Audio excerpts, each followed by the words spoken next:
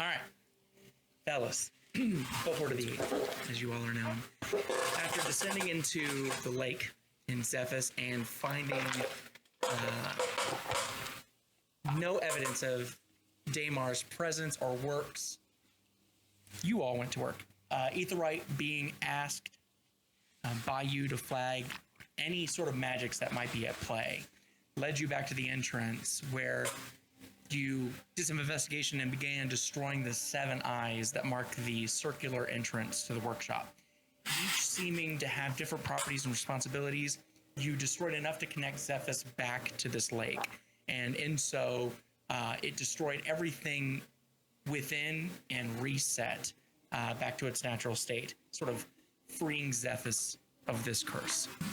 One of those eyes revealed something to Helmrich. It gave him a glimpse of the 3 individuals that were last to enter this workshop. And in that vision, Riven was confirmed to be the 3rd that you were seeking. And after speaking with Willow Dusk, receiving Willow Dusk's gift, and also giving praise to the Marsh Blessed, you returned back to speak with Strix. It was here where you found out that your port keys, which were given back to you by Damar after the Chamber of Truth investigation, that the port keys were tampered with. And there was a thin silver thread in each one, providing just enough to be able to keep close watch on your locations. While you're not able to be scryed on, this was sort of a very simplified way of doing it successfully. Strix destroyed the tracking and redesigned the item internally and added a way for you to freely leave and return to Obius, and also allow short communications between your group and Strix. So once per day, you can send a message and receive a message, 25 words or less. Just enough to, basically come up with next plans. With this new information, your party is currently just leaving Strix's office to be escorted by Koi to the skyships to leave Obius and to eventually head to Waterdeep and wait for Strix to contact you once he's ready. Things are kind of moving fast, but we'll pick up with you all kind of standing up and Koi waiting at the door to take you down the Biblioplex ground floor. Right before we go, because I will forget, Helmrich stops and immediately looks down at the ring that he wears around his finger. And he turns around to Strix and says, I know you have done much for us. May I ask one last favor? Of course, yeah. Helmrich kind of hesitantly takes off his ring. My father will impede our plan in the effort to kill me. He tracks me with this ring, but this ring grants me great power. Could you perhaps remove the tracking as you did with the port keys? You took off the ring. Where's the ring now? It's in your hand? His hand. Okay. Very sort of conscientious. Strix's hands do not move. And there's a long pause. And he, staring at the ring, looks back up at you and says, explain to me exactly what this ring does. This allows me to ignore a stop. I cannot be restrained by magical means. Terrain does not slow me. This is the ring of the endless bar.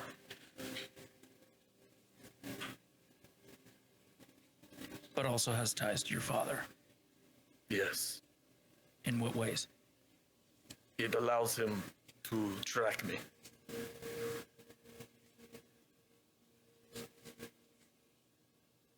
Seems like an insanely high risk tied to something that can easily be replicated. He'll cast Mage Hand, and the hand will extend out if you put it in his palm. Yeah, he does. Okay. The Mage Hand grabs it and gets about 6 inches away from Strix's eyes. There's kind of a rotation, and there's a little bit of a in his eyes as he's kind of looking at this artifact. And about a minute goes by.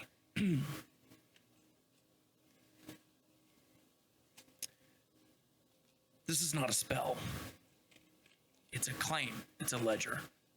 I'm not sure exactly what you know about this, so pardon if I'm explaining things to you that you already understand, but infernal craftsmanship does not function like mortal enchantment does.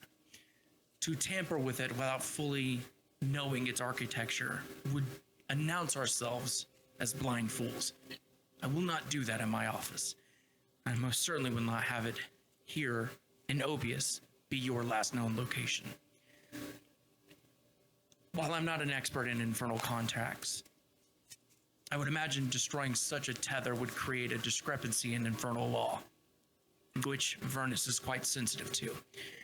I would expect if you were to follow through with such an act, expect the site to be affected immediately with infernal agents. Destroying is punishable enough. Altering would be to lie to the hells themselves, sending corrupt or even paradoxical data. Destruction is defiance, but alteration is subversion. Either way, it invites retaliation. I can't imagine you finding anyone in their right mind on the material plane that would be willing to dance with such a fate. I myself, for sure, am not. And the Mage Hand brings the ring back to you. So, I am bound to my father through contract with this ring. Again, I don't want to overstep my knowledge. I would imagine destroying this ring would not sever the contact between you and your father. It would piss him off. But I don't know. And I'm not willing to... It's too high a risk, especially for Obius. If my location was somewhere else, possibly I would be interested. But my interest does not exceed the possible risks. Helmrich nods and said, "Then this is how it shall be. I thank you, Strict." And he gives him a salute. And he bows his head. All right. Does anyone else have any last things they want to do before boarding? Lucio is silent. All right. I don't. We're good to go. I just thank Strix for all his help.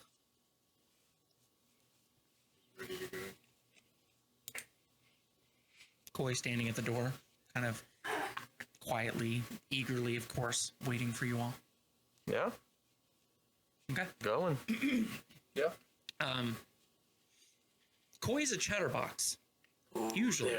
But interestingly enough, she doesn't say much as she leads you sort of from the quiet weight of the Biblioplex to the open air.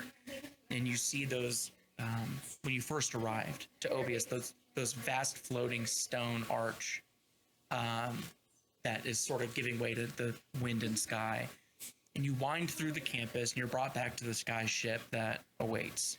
And continuing to approach, the familiar white bull, the captain, well decorated with red cape and ceremonial sword at his side, smiles and sort of nods to you all as you approach. You're seeing a less stressed version of the captain. And to your surprise, you see landing on his right shoulder, Aetherwright. And seeing you, there's kind of a pause. Aetherwright looks at you all, looks over at the captain, and then takes off overhead above you, heading back in the direction that you came from. Behind the captain, coming out of what you would, believe to be the captain's quarters, is the, again familiar, cinnamon-colored Haragon, the second officer Dordet, that told you what room you were boarding in when you first got here. sees you, gets to the rail, sort of straightens his coat, demanding that kind of respect. As it seems like this ship is being boarded by you and you alone.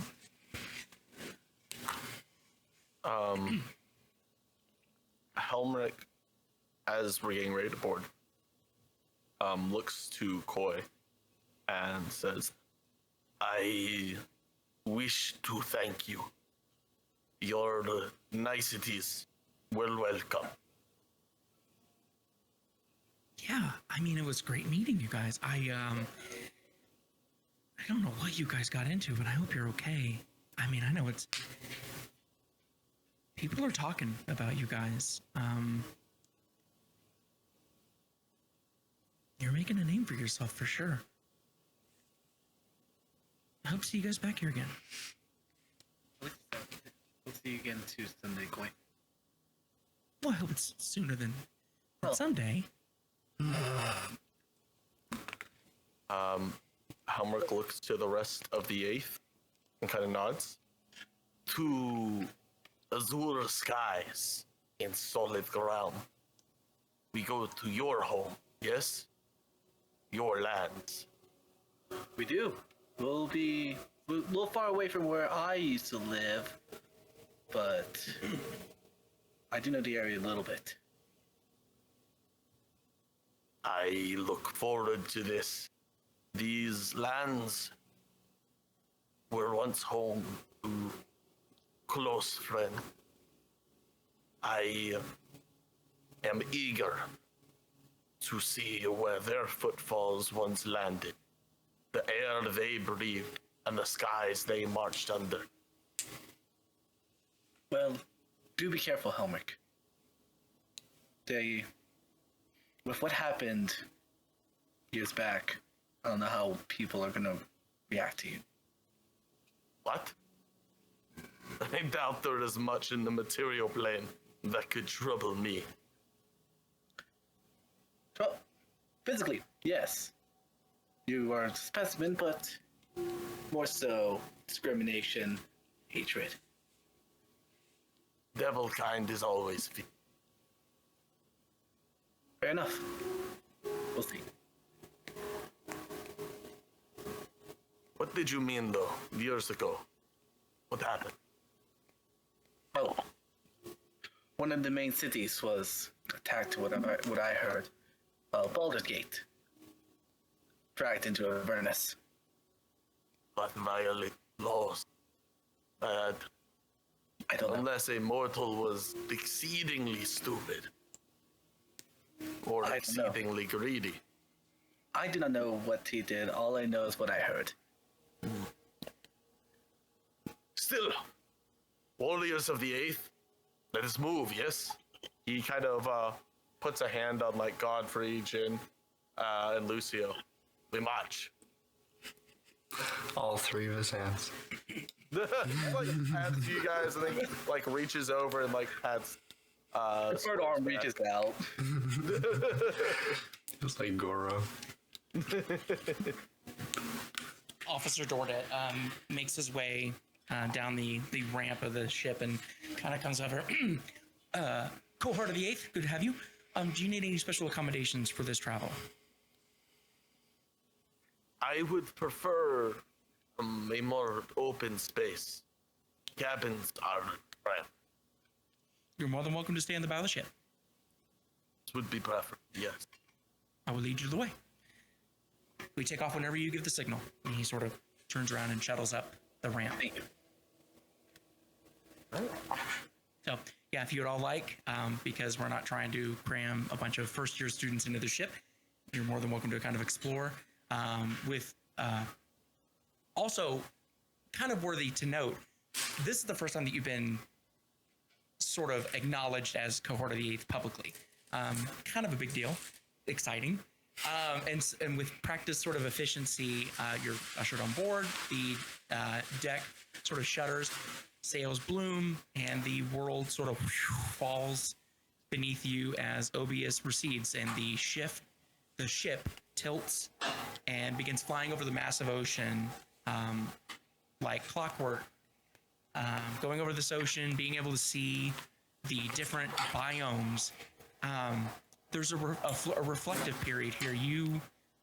When you first got here, not that the mystery is unraveled, but you've been through Zephyrus, and you see that massive forest that's just so inconceivable how big it is, that sort of turns around and sort of envelops the Tempestus house. And seeing basalt and seeing all these areas that you've walked through and trekked through, difference in perspective, and flying over the ocean, the like clockwork, that herd of clouds stampede into view and sort of engulfing the ship, and in a blink of an eye later, the clouds sort of thin out and the massive redwood forest lay at your feet, several hundred feet below. The ship slow and gracefully sort of descends down to an elegant touchdown. A few members of the crew start preparing the ship, and whenever you're ready on your cue, you can disembark. Wait, the redwood forest was on the material plane?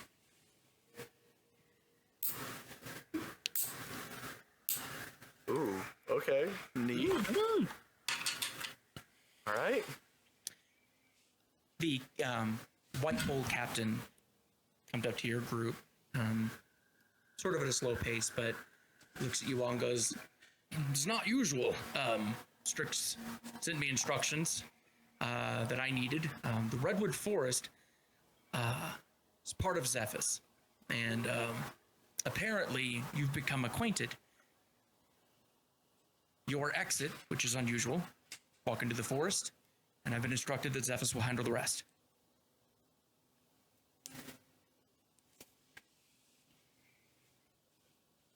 Helmrich nods.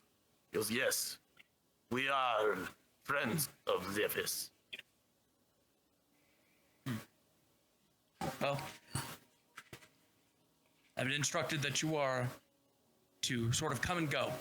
I'll be here when next you need. And he walks off to deal with the rest of the crew. Nice. Ramp is set We are up for not you, expelled. And the crew kind of just professionally sort of just kind of stands at the ready. Yep, the ramp is down, and whenever you're ready. Do we got everything? I guess, They're gonna so get me at the gate. Oh, god damn it. I guess Helmrich kind of puts a hand on his, that dented helmet of coal fire on his hip. And it takes a deep breath. All right. We all good to go? Yeah. Push forward. All right. You all make your way down the skyship ramp and begin trekking through the redwood forest, at which you, at one point just a few days ago, were brought here by a port key, not knowing really any information about where you were going. And you begin walking through the forest, and that familiar ankle-deep fog drifts in. And as you make your way deeper into the forest, start to get sort of shortness of breath. You feel this almost like fatigue, this unfocus. It's calm, it's not alerting. Kind of shut your eyes and feel the earth push back against your boots, the fallen twigs crunching under your weight, and that slight breeze tickling your arm hairs, the smell of sweet floral. You remember was your first sort of introduction to this forest. You remember the excitement and the sounds of confusion as the students were sort of popping in through port keys. You can't help but think about everything that you've been through in such a short amount of time. The first class, the bombing, the reliquary Theta, meeting Daymar, Zalzin, Riven, going through Zephyrus, meeting the Reed Mask brothers. and it all sort of washes over you like thinned honey over your face. And you open up your eyes slowly.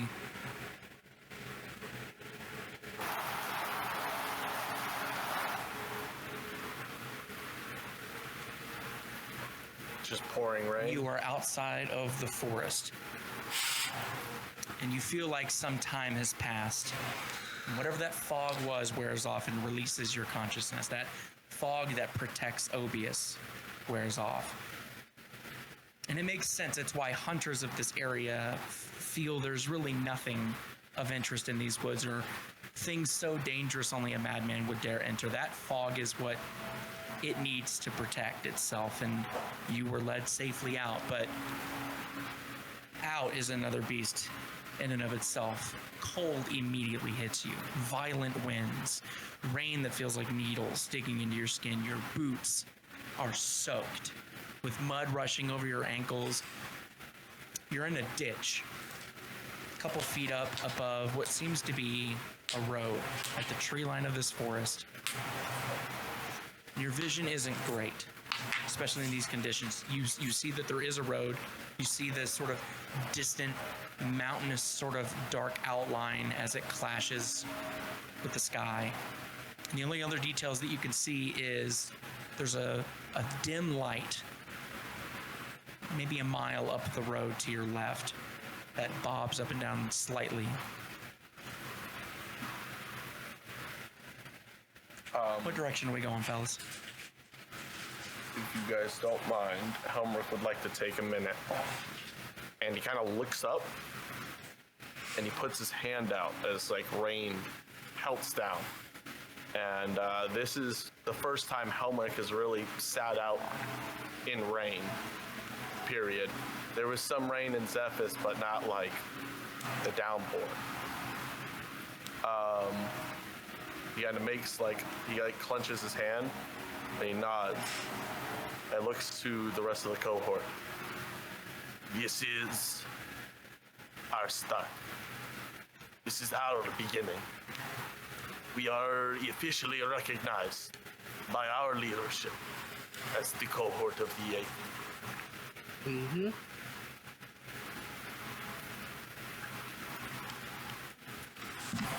Let's press on. Still have a hunt to continue. What we do? You see Lucio's visibly really pissed off by the rain.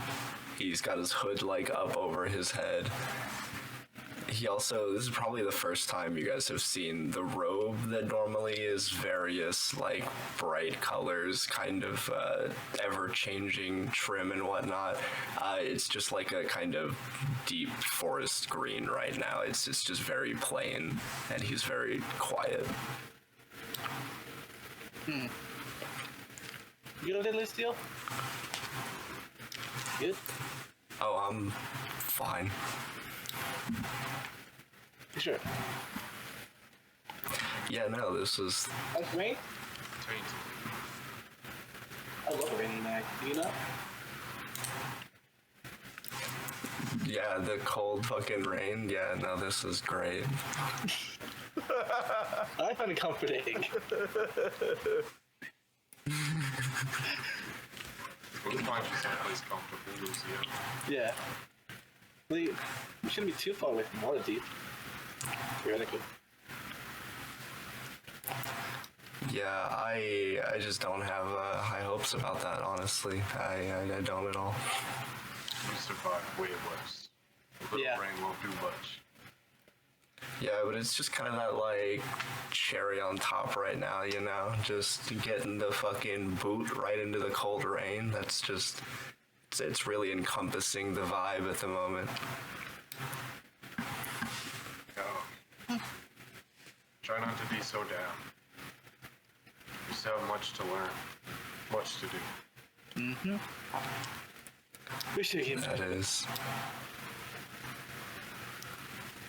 He's more than happy to move on. for Lucio's Right. open.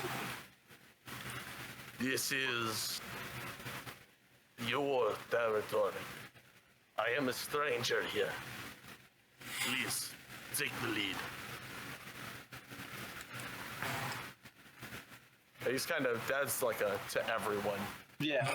I mean, anyway, it's my This shit. place is not a place for me as well. I'm more secluded. Yeah, I mean, did they give us like a fucking map? This is kind of fucked. Yeah, listen, me and you, we'll figure out where to go. I think both of us know. I mean, there's the road. We'll say, It's either that or into the woods.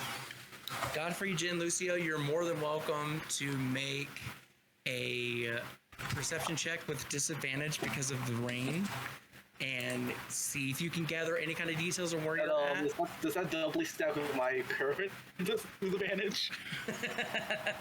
You said perception. I'll take it and grab my dice. Unless you have something else that you want to do to gather any kind of information. Helmer, No, obviously, yeah, I'll for do obvious that. reasons. No fucking idea. That's a 9. Okay. Yeah, I'm so fucking pissed off. He's got the hood over his face. He's like trying to keep the rain out of his eyes. Hood He over his just. eyes, trying to see where he's at. What's the roll? Perception. Perception, unless you have something else that you're trying to utilize to gain information. I'll just be using perception. Can Godfrey check the road that was above for recent tracks That's for fine. a survival check? Yeah, go ahead. Yeah. If you guys would see Godfrey march up to that road and kneel down and look for something human, like, oh my goodness, that's a 5. Wow, we're all It's fucked. really hard to tell with the mud.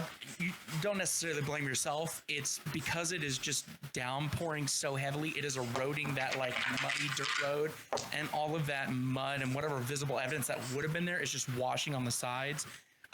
There are pretty deep ditches that seem to be partially maybe naturally formed, but also sort of altered so that when there is flooding, that water sort of, moves away from the crown of the road. So it's just really hard to tell in this weather. Jin, what did you roll for your perception? Oh, a 5. 5. Yeah, it's just with the rain pelting in your eyes. Like, Yeah. it's just hard. It's dark right now. You're not sure what time it is, but it's dark. It's, thunderstorming, like rolling thunderstorms, heavy winds. All right. It's just hard to tell. You know what? I guess. Yeah, fuck it. Let's just go that way. So you're going to go left on the road? Yep.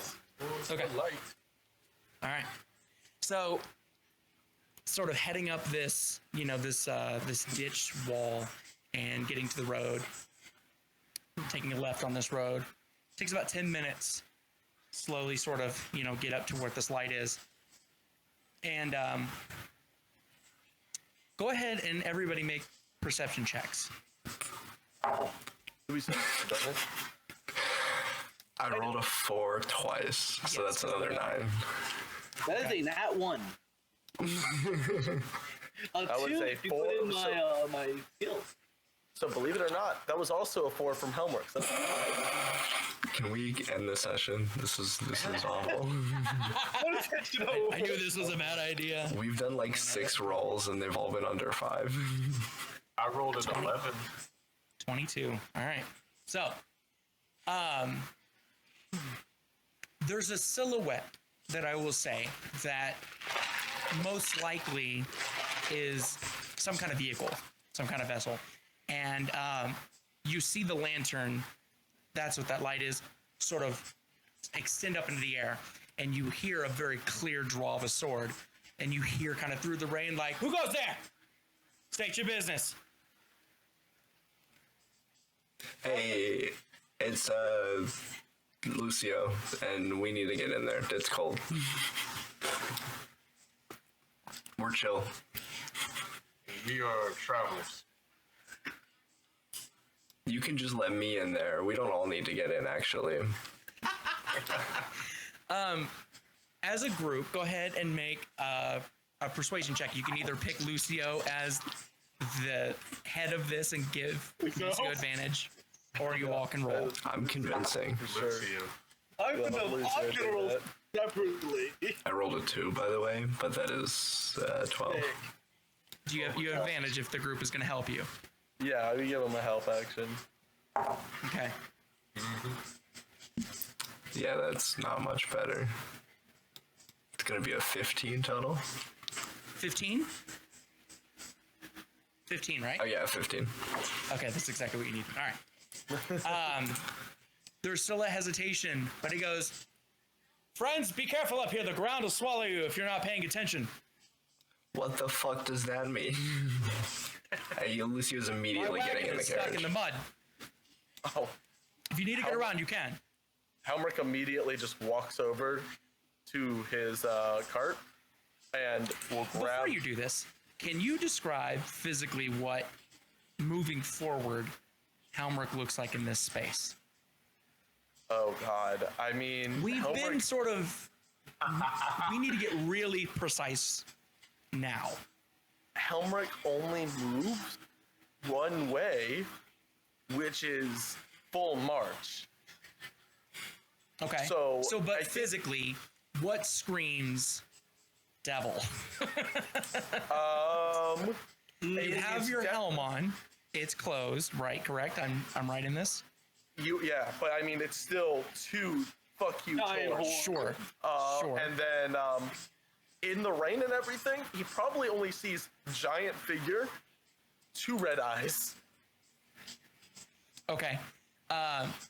Blade still out. He takes a couple of steps back and is not sure whose voice came out of who. For all he knows, you may be, "Hi, I'm Lucio. Can I come stay with you tonight?" What would you like to do? Helmrich. Okay. Helmrich says, so bad. I'm so sorry. Say something. Say something. Oh God! Helmrich says, your blade will do little against me, but I wish to remove your cart from the mud. Can I do something? Go. What do you get? What do you have?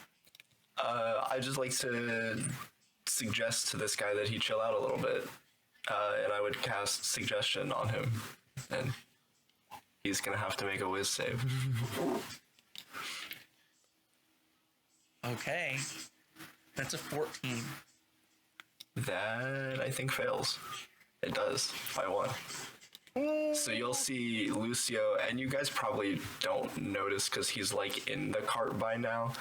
But he'll cast Wait, this. hold on. Wait a minute. When did that happen? So you Oh, I immediately climbed into the cart. Gotcha. Helmrich, you're good for now. He comes up and goes, hold on. Wait a minute. Hold on 1 second. You can't just get in. Hey man, why don't you just What was your why don't exact, you just chill what out? was your exact suggestion was chill out? Chill out, yeah, relax. Let me just move some boxes for you. Hold on 1 second. Thanks, man. I really appreciate it. I'm having a really bad day, and I really Slides appreciate over that. some like small. There's like maybe I don't know 15 or so like small chests, each one locked. Sort of scoots them over, and you have a place for you to also chill out. Helmrich, what are you doing in this moment?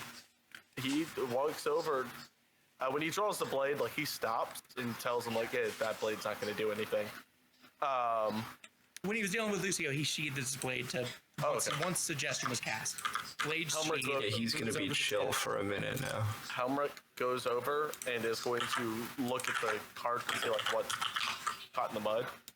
So, okay. So, kind of continuing with your perception check, it doesn't look like the axle's broken. The wheel is definitely sort of half in mud. Helmrich is just gonna grab like the lip of the. I guess he's gonna grab like the wheel of the cart so he doesn't break the axle, and he's just gonna lift the cart. Lucio, you get kind of cozy, and then you're not. Thrown over to the side as Helmrich lifts up this cart and drags it a little bit over and drops it down. Hey, there, well, I'm fucking in here. Man turns over and looks at you, Helmrich, and is like, "Thank you. That was, Yes.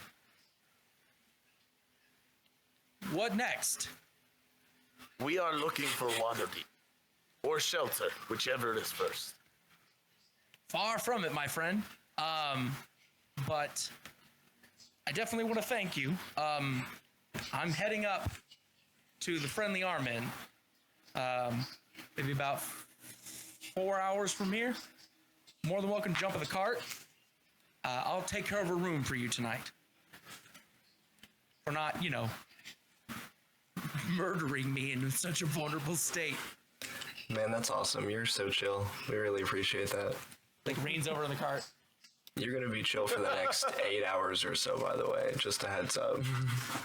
Hop on in, get out of this rain. Let me, Hey.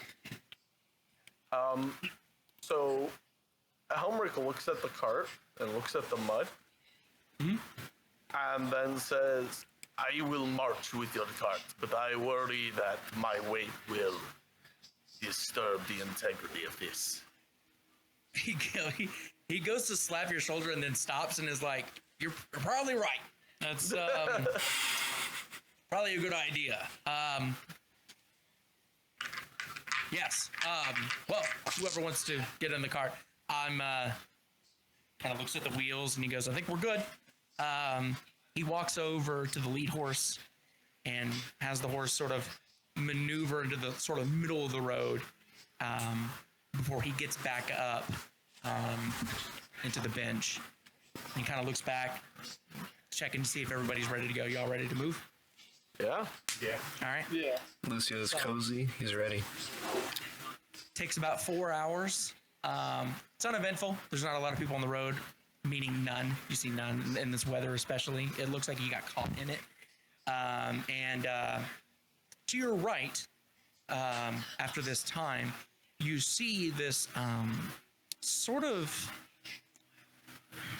I want to say like it's maintained, but it's not like improved, this stronghold. You see these maybe 10 or so foot walls that line with this dark sort of like almost like condensed ash brick that lines this some kind of stronghold that's in the center. And walks up to the front of the door, and there's a couple of guards that are standing. There are towers on either side of the gate, and just enough of a lip of that roof that they're just out of the rain. A couple of torches that are lit a little low so that the flame doesn't hit the roof line. And they kind of look out, and when they see the man riding the horse, there's a look of familiarity. Kind of look at the rest of you. "Welcome to the Friendly Arm Inn. How you doing?" "How many?" And the man that's driving the horse is like, "I got stuck in the mud, and these guys helped me. So I'm gonna vouch for them." Another one of the guards kind of looks over everybody. "Welcome to the Friendly Arm Inn. You may enter, partake of this establishment with these agreements in mind. All weaponry must be surrendered, and armor before continuing in. Wielders of the weave. We also insist that you secure a free thumb to your belt with the provided silk ropes that we have. Violence of any kind, verbal, physical, or other, is not tolerated by any means and will result in immediate removal. Resist orders and you will stay forever, becoming our pig's supper and one with this earth as they shit you out and roll in it. This is not a low brawl room. I need you to be polite and respectful. In return, you will receive that." Understood? Cool with me. I give him my shit. I walk in. Yeah. Okay. Easy peasy. So if everybody's in agreement, As he says this. Helmrich kind of sizes up this man, like he's guard. Can I roll an insight check on them? Not to see if they're stealing, but like how much of a fight would they put up? oh yeah, you can roll an insight check, absolutely. Worth giving away my armor when I can just kill this man. God, oh yeah, that's a good. Okay, 19. 19? Okay.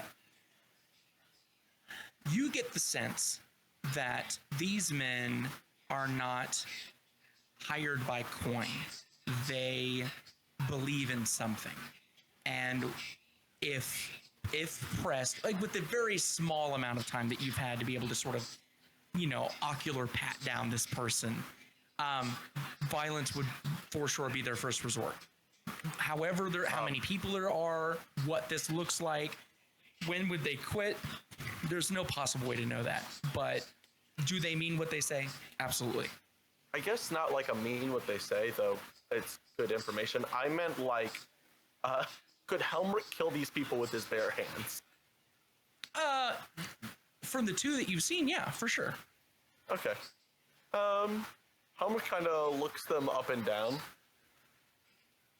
and sighs.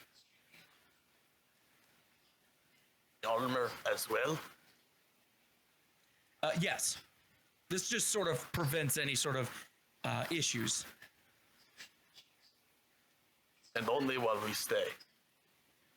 Yes, they will be returned to you as soon as you leave. We've been doing this a long time. Helmrich nods, and he kind of probably has like a pack, puts it down, and begins to doff his armor. You guys watch as Helmrich wears just like a very rough and worn tunic underneath his armor, and you guys actually for the first time see he like hits a clasp under his helm and removes the two plates of helm. Helmrich,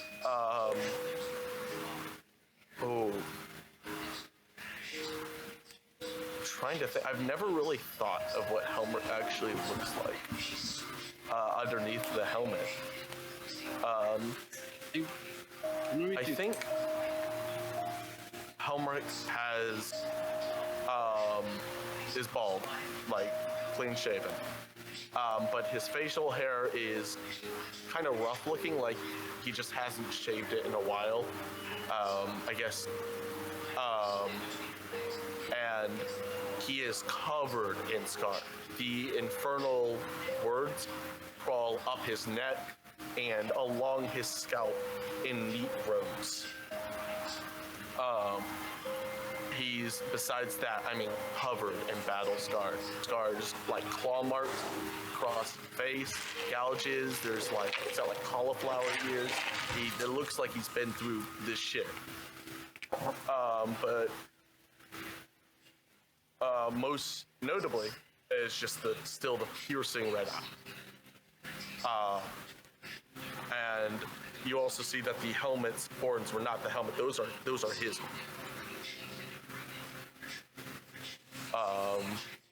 And he takes it off, he puts it in his pack, and he hands it to the guard. Does the guard say anything to him? The guard definitely makes note, for sure. And as you're handing off the armor, there's a hesitation. He takes it, and he goes, "Hey, Clive, you might want to get Bentley's okay on this." And the man on the wagon goes, "No need. I vouch for them." And the guard goes, "Okay." I vouch for him too. In the guard room, you see that the armor and weaponry and all these things, they're not just haphazardly thrown and they're organized. They're neatly, put up. There's shelves specifically for helms and armor and stands and racks and things like that. They're well kept, and they're placed in there, nicely. And then Lucio, Jin, do you allow one of your thumbs to be tied to your waist with a silk rope? I do. Does that preclude us from casting any spells? Like if it's a straight verbal, can we still cast it? Check for me. That is... I'm glad I added to my Arcana a 16. Okay. This isn't to tell you if it stops you from doing certain magics. You are very much aware of what your magics necessitate to cast. It's more deciding why they would want you to tie a thumb to your belt. And with a 16, your best guess is maybe it's a show of good faith. Of course, there's other things that you can do, and you can just easily untie your thumb. It's more of just I'm willing to comply, and I understand the rules of the house. Okay, yeah, I do it. Okay. Can't play my lute with only one hand, though.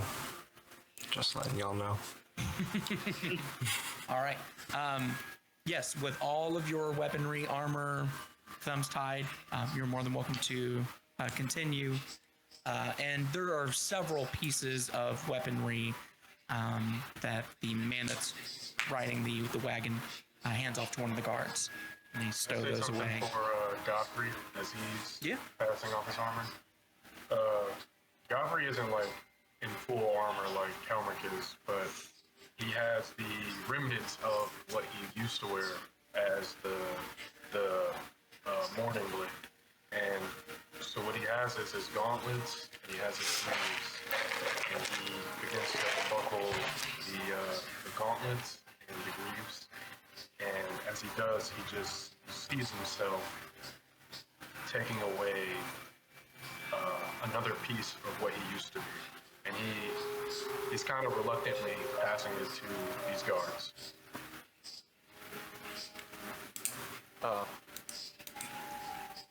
One more thing about Helmrich, I forgot. He has a defaced pendant of tear around his neck.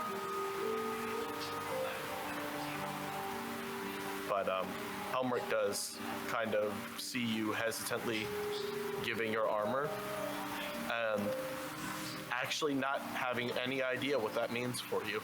Kind of pats your armor and says, pats you on the back and goes, "We are in no threat here."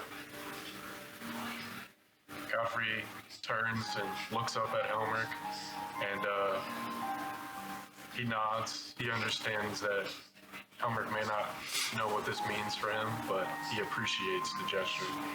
And Godfrey says, "Thank you, Helmrich." Helmrich gives a salute. Yeah. All right. Let's take off The wagon shifts violently, still kind of getting through mud and rocks being, discovered through the rainfall. Shifts and kind of climbs up this slight hill, and you can see the walls. They don't perimeter much. There's a building off into the left that kind of looks like an old temple, and there's a few flicking lights inside the windows. And then in the very back right corner is the stronghold. There are, closer to where you're at right now, a few footprints, foundations where potential buildings could have been. And as you kind of make your way up to the stronghold, on the sort of back right side, there is a stable that looks like it doesn't belong. It was built after some time. It wasn't built with those two buildings. And the man hops off the cart and goes to the back of the cart and kind of looks at you all and is like, "Y'all ready to go inside? Let's get out of this weather." Yeah. Did they say what the name of this place was? I missed that. The Friendly Arm Inn. Thank And you. at the front of the stronghold, a couple guards come out, and you hear one of the guards kind of come over and go, "Eldrick, good to see you. I'm sure you need help with building some of these things." And he goes, "Yes, if you wouldn't mind," and pulls out a couple of coins from his pouch and hands it over to the guard. And, "We'll get that right off for you. I've got a couple of people inside. Come on in. Bentley just made a bunch of good food. We'll get this loaded up at your room. I'm guessing a secure room." And Eldrick goes, "Yeah, if you wouldn't mind. I'll be inside momentarily." And looks at you all and is like, "I'm heading inside. Do you all need anything?" Helmrich shakes his head. The debts are paid. I thank you. Guards walk over and clear out the wagon of anybody that rode along inside the wagon. And Eldrick walks up to the front. The guards start collecting all of the small chests and things like that. There's 3 of them at this point, gathering things and following Edric up into the stronghold. I guess we. At least Helmric's going. Okay. Yeah, I'm following along. Go.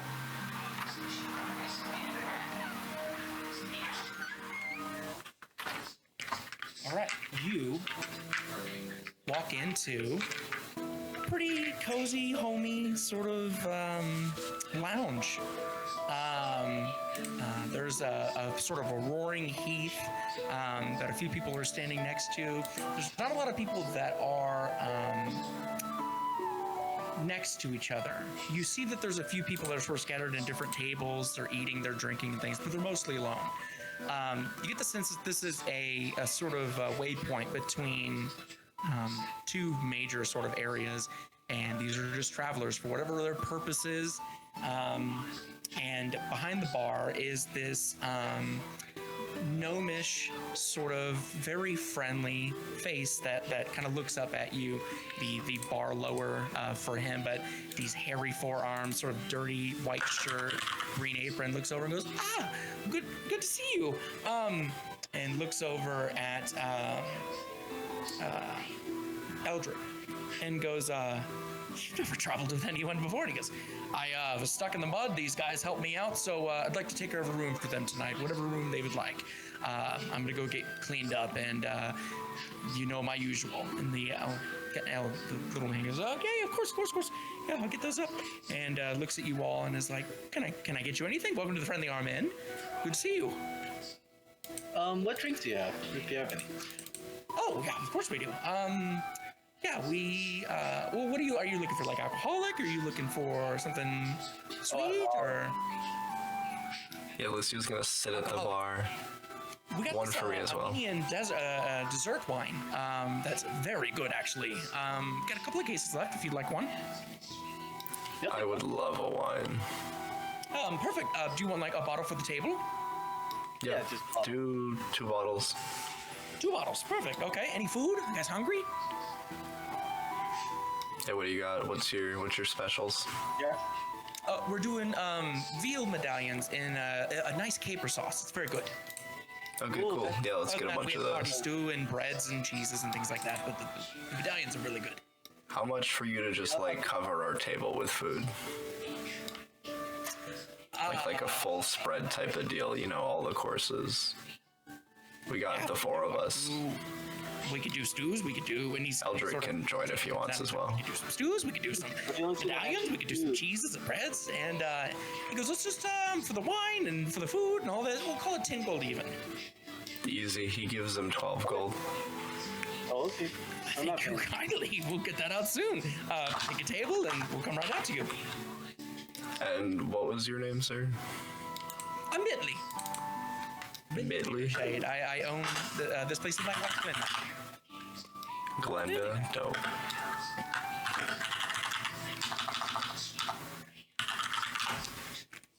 Well, thank you for the hospitality. We're gonna go get a table. Yeah, unless y'all want to sit somewhere else, Lucio's gonna find a table kind of in the corner, somewhat secluded. No? Okay. Helmric goes. Doctor follows. Okay. So you all sit down. It's kind of at your pace now. What would you like to do? Lucio, is this good enough for you? Are you happy now? Like talking to a petulant child. With like the food and drink, yeah, this is good. The current overall situation, still upset, angry mostly. You have to realize that life comes with moments of sadness and happiness. And you just have to enjoy that happiness when it comes. Yeah. Oh, go ahead. It always hurts losing track of something. It's not spending all the time to look for it, trying to grasp it all the time. But this one, I know we can get through. It's true. One day you will all die. No more happiness or sadness. Humrick just laughs as if something could kill me. Oh, death We are- all Humrick. We are in the land of mortals. Currency. This is peacetime. We hunt, yes, but we should enjoy the fruits of this land. Yeah. We should enjoy ourselves a bit. There's much for you all to enjoy. I will watch. You should join us. You should join us. Or the 8th, don't you know? We are the 8th, and I will be right next to you. I'll be happy for you. A few months later, there's a barmaid that comes over, a couple of trays, and she is a very beautiful woman without being sort of theatrical, but maybe late 20s, has this warm olive skin, this dark auburn hair, tied up in a loose braid that's tossed over her left shoulder, and she hands over all the plates and goes, welcome to the Friendly Arm. It's good to see you. And kind of looks over at you, Helmrich, and is like, hi. Is there anything else I can get you? Humrick gives a nod. No, I believe he looks towards his cohort. You have the food and drink? Well, I don't. Lucia is working on his wine. Just has the whole bottle. A couple moments later, as she's kind of sitting there making sure that you're enjoying everything, you guys hear kind of the back, one of the back rooms, you can't see it, but you can hear in the back rooms, dozens of clocks going off, synced up together, like all whistles and birds and screams and bells and all these things. And there's a panic that immediately hits her where she's like, oh shit, hold on a second, I'll be right back. And she runs to the back, disappears. What do you think that was? Nothing we could not handle. Yeah. This food is terrible. It tastes like That's the spirit. Humrick, Wait, I have a eats question. some Is Godfrey food. actually trying to eat it? Is he actually trying to eat it, or is he just looking at it and saying, this is shit? No, he's eating it. He still has to eat. But it's not good. Or at least to him, it's not good. I didn't know Godfrey Helmrich, actually ate food. Humrick eats some. You know, he does like good meals and good drink. I bet someone go through some wine. Yeah, Helmrich drinks some wine and eats some steak medallions. What's the verdict, Mr. DM? How's it taste? Yes. I mean, it is good for just some kind of stop in the middle of nowhere. There's a lot of pride in their food, for sure. The wine is really good. That is a special imported. It's good quality for what it is. I mean, especially for what they're charging, but it's good quality. Humrick nods. So Dio, Yes, these clocks were in the back, right? correct.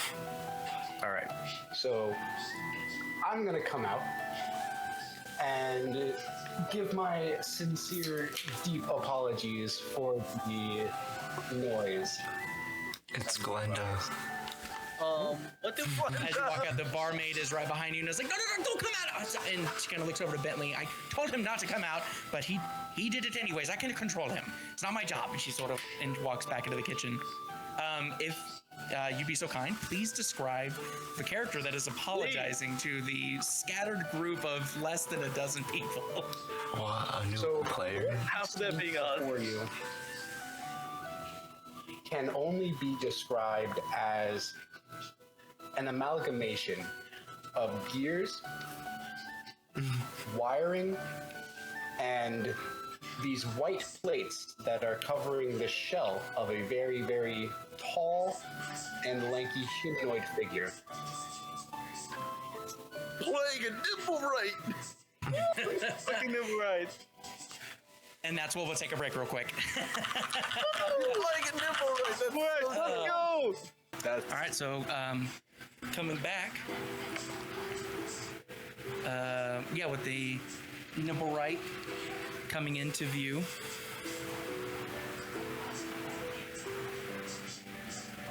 That's what made it like.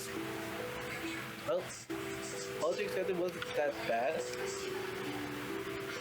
Yeah, Are you the chef? after after he comes out and deeply apologizes, he has one of the clocks in his hand and is furiously tinkering and messing with it, trying to get it to stop. 'Cause it just won't stop sounding off. Before eventually his hands kind of like grip. Broken, and he fucking throws it into the wall. Bentley comes over and he's like, "What are you doing out here?" And he's like, starts to like gather up all the pieces and things like that. And he's like, "You can't be out here. Oh, I'm sorry. What if somebody sees you? Here, take this stuff. Take this. Take it back in the back. You're fine." But I'm gonna grab it and quickly rush to the back. Bentley kind of looks at the rest of you and Do you want to talk about that, or? Helmrich is definitely, at this point, like, when he realizes it's not like Zalzin or anything, he's just using the broken plate bag to just invade.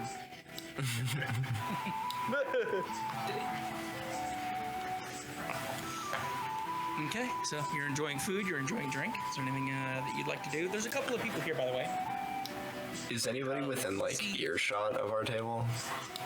Oh, 100%. I mean, it's not that big of a room. Everybody's kind of secluded, but you see with with Bentley, the barkeep, the Aetherwright that just entered in, there are 4 other patrons that are sort of keeping to themselves at different tables. Are they close enough that like if we speak kind of hushed, they won't hear us? There's one person that is a little bit close that possibly could overhear you. It's a man that's in pretty worn out leather. That's sort of his eyes are kind of darting around as he's sort of picking up any kind of detail, especially your group walking in. But he's got his hand kind of clasped over this tankard pretty tightly. Looks like an adventurer. The only thing that's predominant that's on him is the, for those of you who might recognize, the Flaming Fist logo on his chest. Baldur's Gate! I cast deafness on him. No, I'm just kidding. No. Okay. I'll just wait until we're in our room. Helmrich So kinda, there's that person. There's another person that's sort of in the opposing corner of you guys that has a pretty tight sort of religious cap on, and there's a couple of stuffed letters and parchments in one of his pockets, and he's kind of reading over a parchment, pretty zoned out, pretty on his own. Okay. There's also a sort of elderly lady that's eating some of the stew that's over by the fire. Well worn, well decorated, pretty dirty, but has a kind of friendly smile on her face.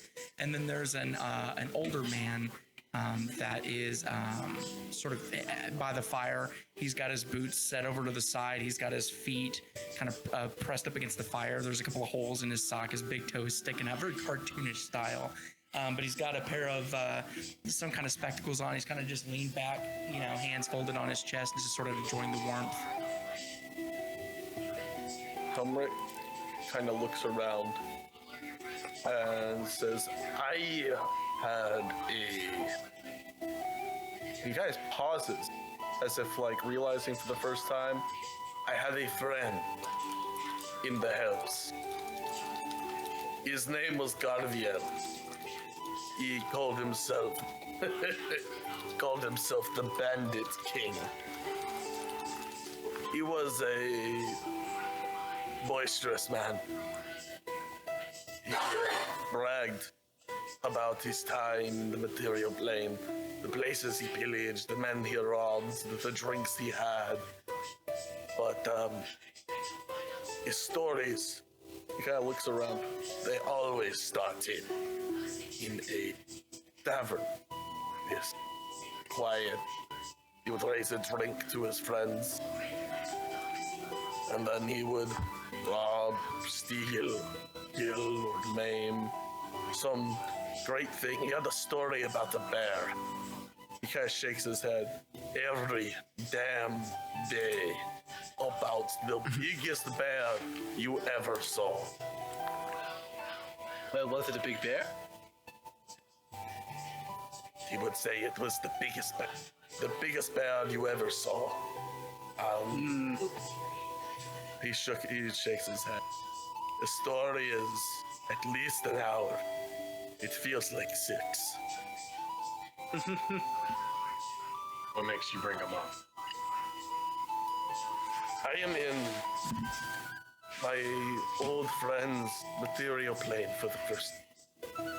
And I think back to the stories they said of stormy weather, boots and mud, of home. They only saw mine. I do them justice by seeing them.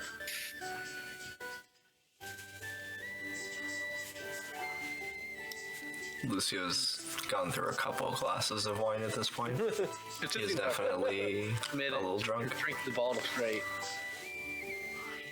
You can tell this is more than he's like ever drank. Sort of throws the rain off of him and goes up to Bentley and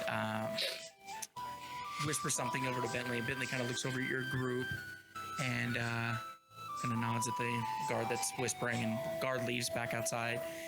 Bentley kind of looks up at you all. Can I like insight check that? Sure, go ahead and make an insight check. Just to see if it was like negative looking at all. That is an 18. It doesn't. The information. Lucio is kind of drunk too. Not sure if it's negative or not. It seems like there's a hesitation to come up and talk to you all. He's figuring out what he's wanting to say. Physically, is what you read off of him. Jin, did you have a favorite tavern that you would visit? Oh, You are a musician, no? A bard. I did, and I traveled a bit. Oh, there was this good one up in Neverwinter. I don't remember the name of it, sadly, but good drink they had there. Some of the nicest wine you'd ever have there. Lucio's gonna start playing on his pan flute. And if you pay them enough money, they allow anyone to play.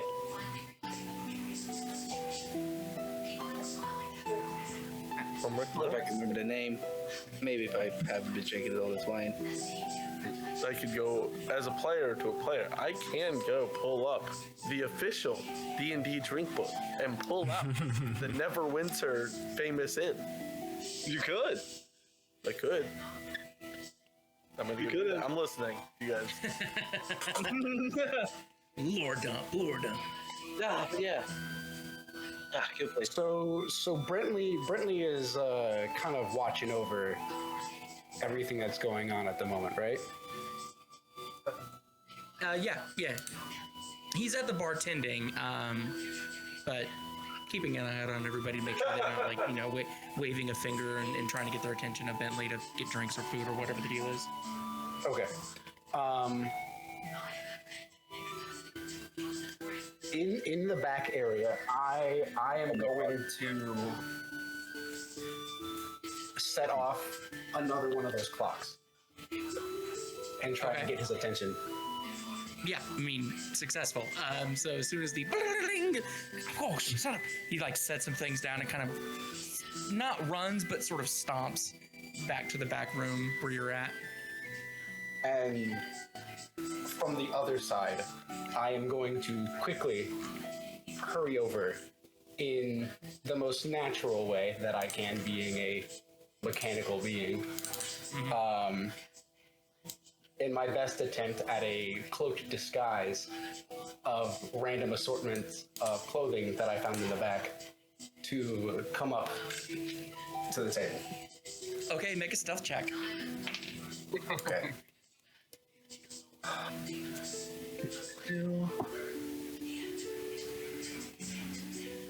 That's an 11. I rolled a 5. So with whatever you had found in other people's rooms, however you found them, I don't get the legality of it, but you time it perfectly to set these alarms off and get into the area, and you hear Bentley kind of go into the room, and it kind of looks around, and by that time you've kind of made your way into wherever you're going, and you just hear "Wah!" He kind of looks around. What do you do? So I'm going to sit down at the table, very calmly. I could not help but overhear the conversation you were having. You guys are not from here, correct? You travel? No, strange. Commodore, we're not from around here.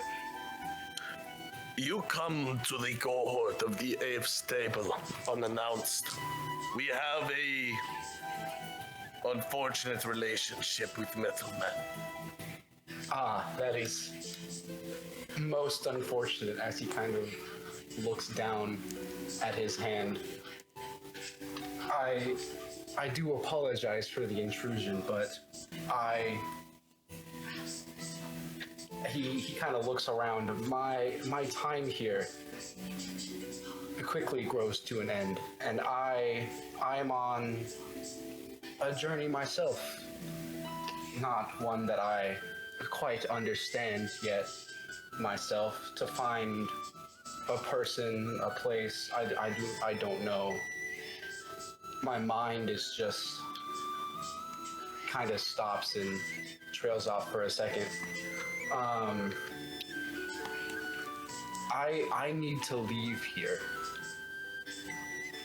Might I accompany you for just a little while? Until the next town, until whenever. I just need to leave this place. Helmrich looks to the rest of the group. Are you in danger? No Bentley danger. comes out of the hallway. Tick! What are you doing? Hey, he's chilling with us. We're cool. He's with us right now. Bentley walks up to the table and just kind of stands next to you. Tick and looks down at you. What? What does the mean? What? You know how dangerous this is for you. I do, but I cannot stay here any longer. You're leaving? I feel I must. So sudden, why? The figure that haunts my mind, she won't leave me alone. I need to discover who she is.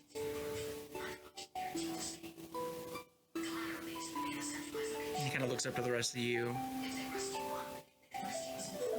Looks back at Tick and goes, yes, you've spoken at great lengths about this voice.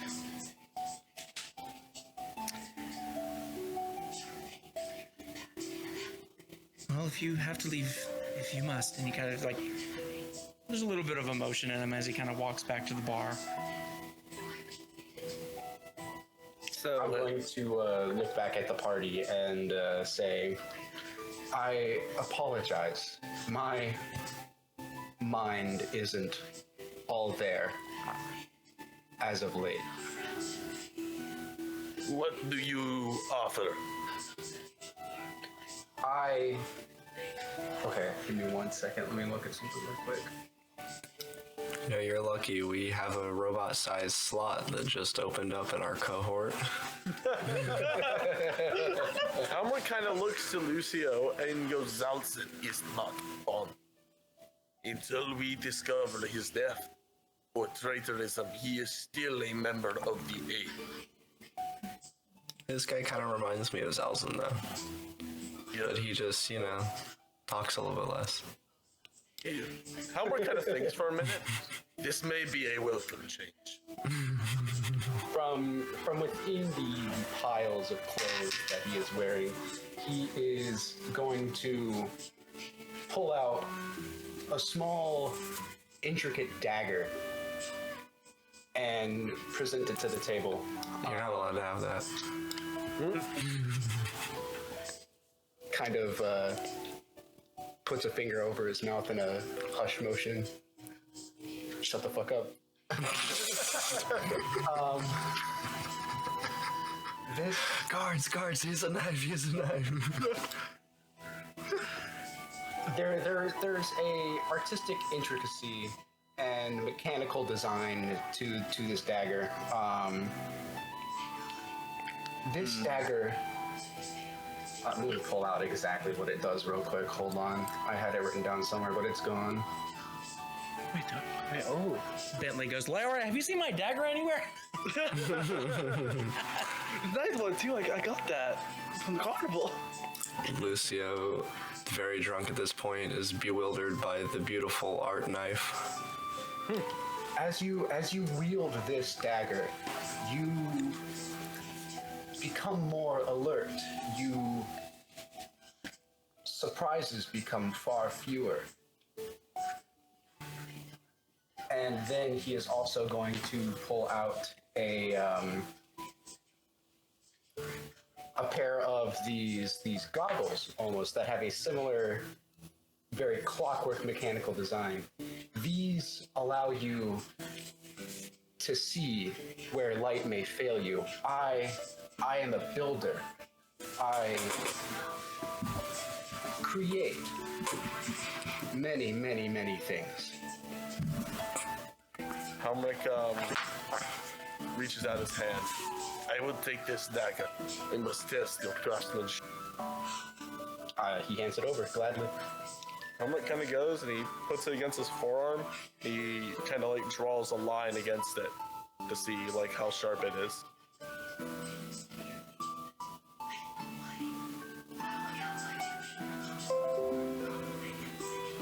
I guess it wasn't very sharp. It's not. Big crash. Do you want some of this wine or food? Are you hungry at all? We got plenty to spare. Yeah. Cannot eat. Suit yourself. Right. Did the knife just break like a wound? Theo? Oh, I'm gonna let him describe that. That's his knife. He made it. Okay. I didn't know you were waiting for me. I thought you were waiting for him. Yeah, I was waiting for you anyway. Oh no, I'm sorry. No, you decide. You're good. Yeah. It's not the most effective knife you have ever seen, but there is a level of care and craftsmanship and quality to the blade itself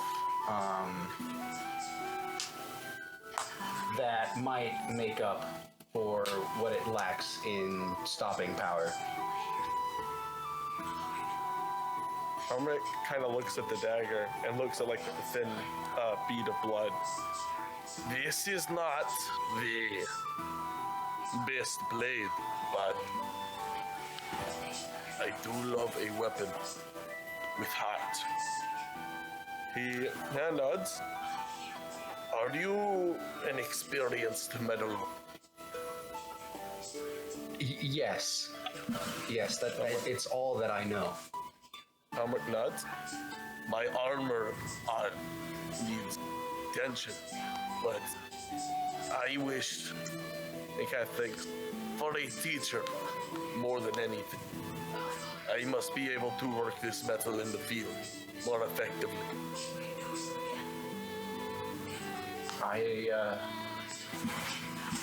Kind of hesitates for a little bit. I could certainly try. Helmrich nods. Are you effective in battle? Where we go, we hunt undead and traitors. So as you say that, he pulls up his sleeve a little bit to reveal his forearm and hand, and with a sort of mechanical clicking and whirring, it begins to separate and fold almost into a very, what's the word I'm looking for? Tapered short sword. Helmut kind of I- gives. Like, oh, sorry. Go ahead. No, please. I can hold my own. Helmut keeps like, I like that. He nods. We would have to. He thinks for a moment. The only way to see if you would be good would be to see you fight, and the only way for that would be to bring you with us. He looks to the rest, but that is not my decision. We are the cohort of the 8th. He looks towards the rest of the group. It is theirs as much as me. He seems sick as fuck. He can definitely join. That's just awesome. Maybe not his, but he is drunk on wine. Yes.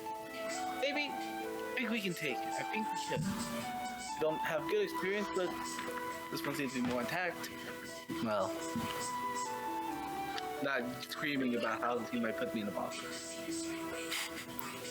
Looking very straight at you guys as you guys are deliberating, he's going to take a glass of that wine and put it up to his face and Yeah.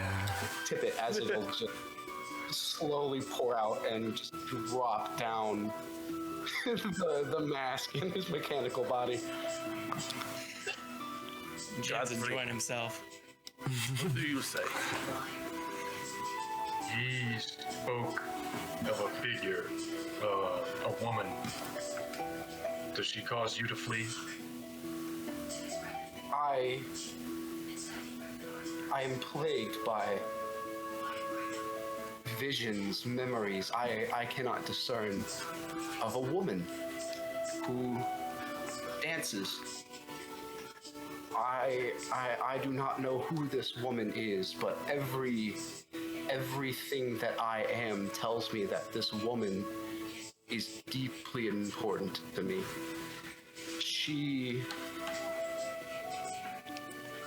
I do not know who made me, or for what purpose I was created. This woman might hold the answers that I seek. Godfrey Bentley comes up to the nods. table and it goes, how many rooms do you need tonight? How many beds are in each room? Depends on what kind of room you're looking for. So we have rooms that are, you can, sort of settle up with other people in the rooms, and either way, they're all taken care of. I'll just get you private rooms. Each private room has one bed. How many rooms do you need? 4? You do 4? I'll be right back. And Oh, he Hamburg kinda raises gives you a a hand. look and- 5 for this one, assuming he has the room. Any more drink, food? Kind of looks over to you, Lucio. Lucio's fucked up already. He should not drink anymore. No. Another bottle then.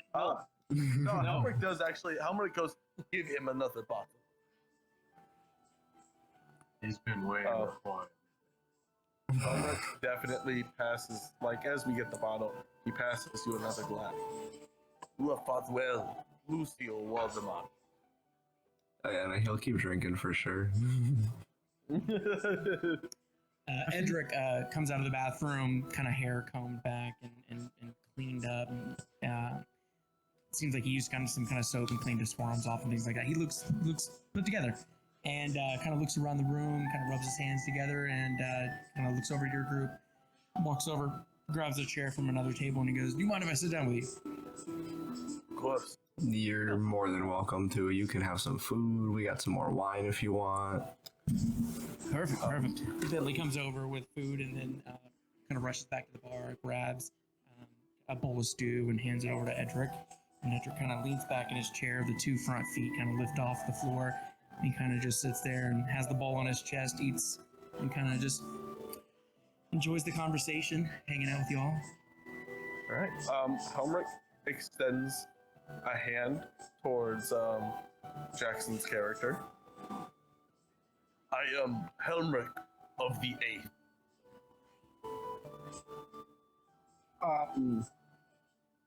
He's gonna kind of look at your hand a little confused and extend the exact same arm that you did.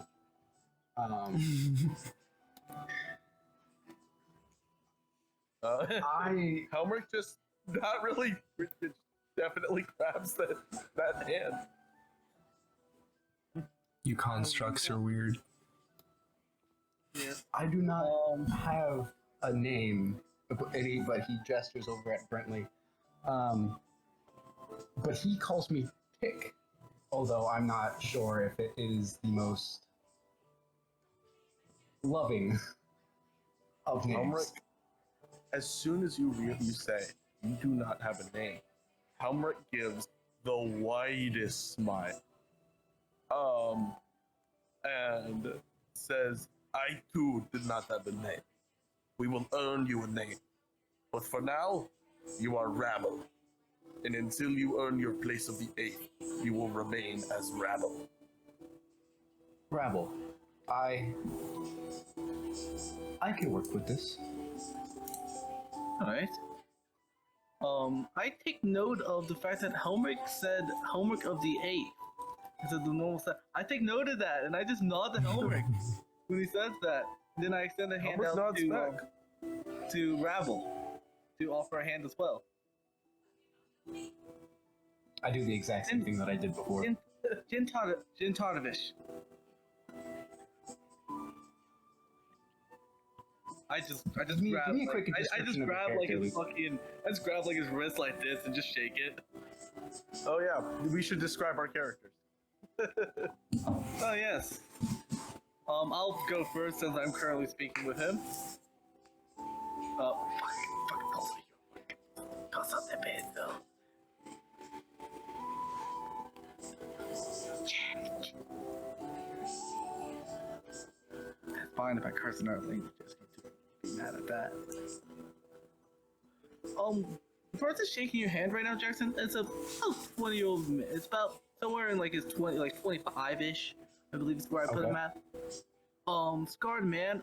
Actually, you're shaking his hands. You notice on his hands these weird greenly stick patterns that start on his hands. It looks like it goes further up. As well, he wear long cloak, black with a trim of brown. On his neck, just a small little necklace that carries a small gem. On his head, just a conical hat of sorts. Flip back hair. Rice farmer hat. Right, yes, in fact, rice farmer hat. And in his arm, on his back actually, right now, is you can see a worn lute. It looks older than he is. Looks like it's barely even being kept together in the first place. You are a musician. I am. I do. Obviously can't like facial emote, but you're able to sense a deep pain from what was it? Rabble. Once Rabble. yeah. Once he looks at your lute. You good? You're staring at my lute. I can't exactly play a song right now. I do not know. Anyways. Interesting. And then he's going to look to the next person on the table. Okay, I guess I'll go. Godfrey would stand up from the chair he's sitting in and he'd give you a courtly bow like a knight would, and he would introduce himself saying, I am Sir Godfrey, Blade of the Morning. And I guess the description for Godfrey, you would see a 6'1", 6'2" man with long, luscious, blonde hair. It's just very full. And you would see pale skin and slightly glowing, not glowing, but like dimly glowing red eyes. He has on like leather clothing that looks like it would be something a hunter would wear. And right now, he doesn't have on the gauntlets that he would have on, the gauntlets and the greaves that were scuffed silver plating that a knight would wear. And so you would just see his bare arms, and he would be a little worn. He'd have marks over him, and yeah, that. You would also see on his hip, you'd see a lantern. That's Godfrey. Sir Godfrey, how regal. Are you of noble blood? My blood is not noble, but my title is, my position was. A touchy subject, I see. And he's gonna very quickly and awkwardly move on to the next person. You see Lucio is sitting back in his chair, going back and forth between sipping on his glass of wine and playing a pan flute. He's got a lute on his back that is well maintained. It's very lavish. It's got a gold trim to it. It looks very nice and sounds, you would imagine, very nice. He's a satyr with, when he first walked in, what was like a kind of deep green robe that is now a deep violet with gold trim. He's got a gold helm. He's got violet and gold jewelry all over his ears and his nose, pretty much anywhere. And he would extend a hand out, but it is currently tied to his waist, and he's playing the pan flute with his other one. Another musician. And he's gonna kind of pause in a similar fashion as Jin did.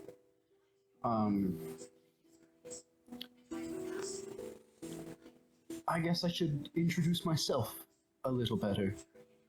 I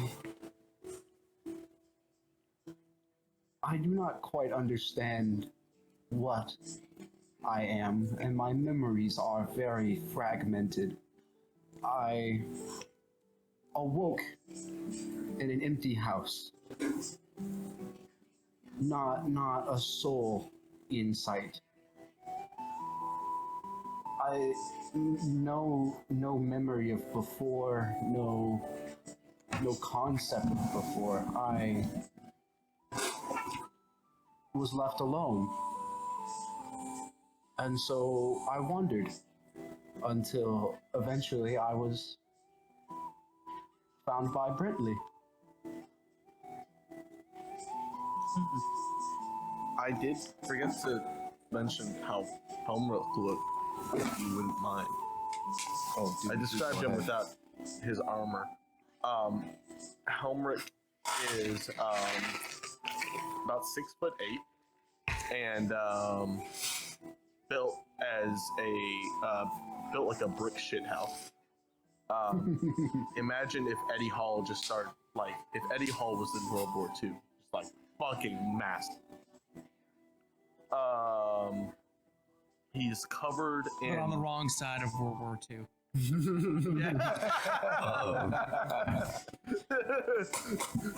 dad was in Germany, you know. Both sides. So he's covered in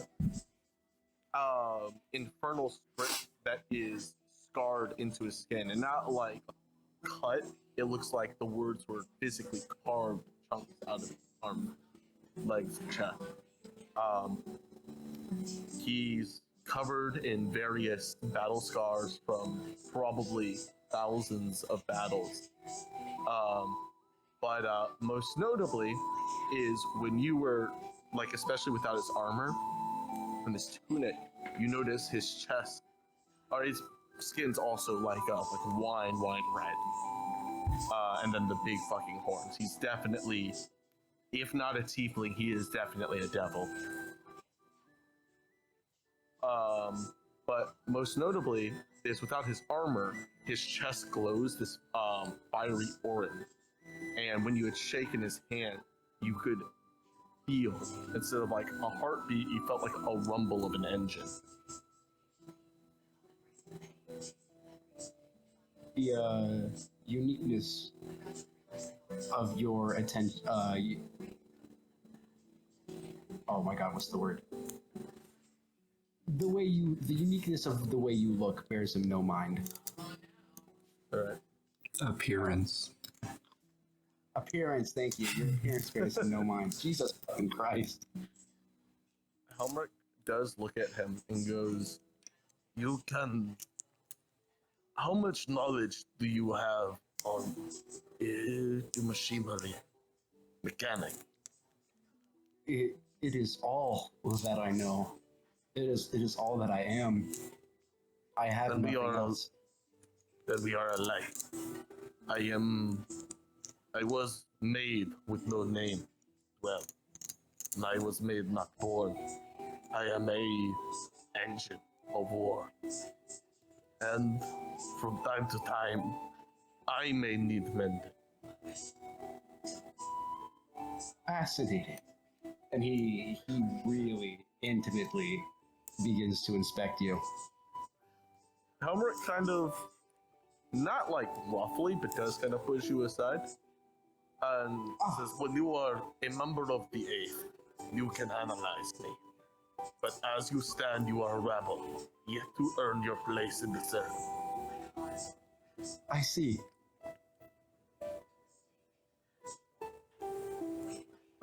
Helmut does look, and I want to make sure, does your character think his name is Rebel? Yes. That's the Okay.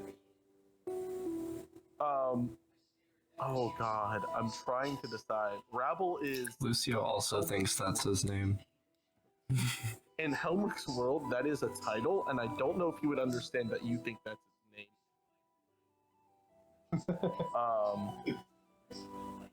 I don't know, do you want to let that ride for a while? yeah. I like it, personally. I mean, I got written down Rabble in my session notes, so I don't want to That's change. so cool. That's such a good, like, little character moment. I fucking love that. I'm fucking here for it. Helmut's giving you a title, and you're like, yep, that's my name. That's my name now. Helmut is gonna freak the fuck out if he thinks he took your name away from you.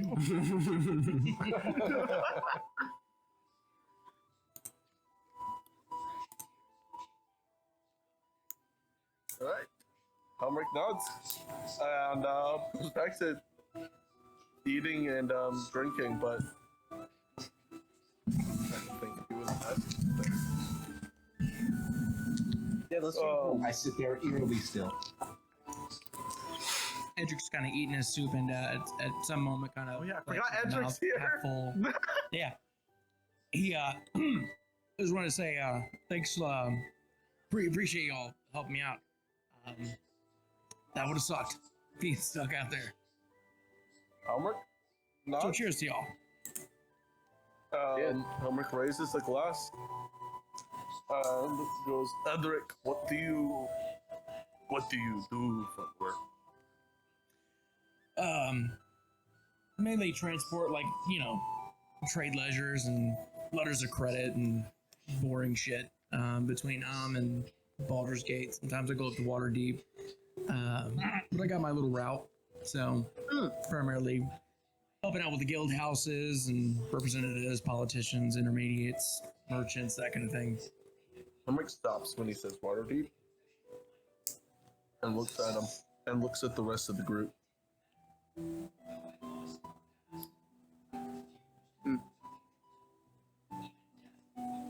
What, you don't like traders or something? Like, what is it? You said you go up to Waterdeep. You go through Crossbow Keeps? I mean, yeah, before everything happened, yeah. What do you mean? Well, have you been up there? It's a ghost town. The thing has been wiped out. Everybody's gone. I used to go up Man. there.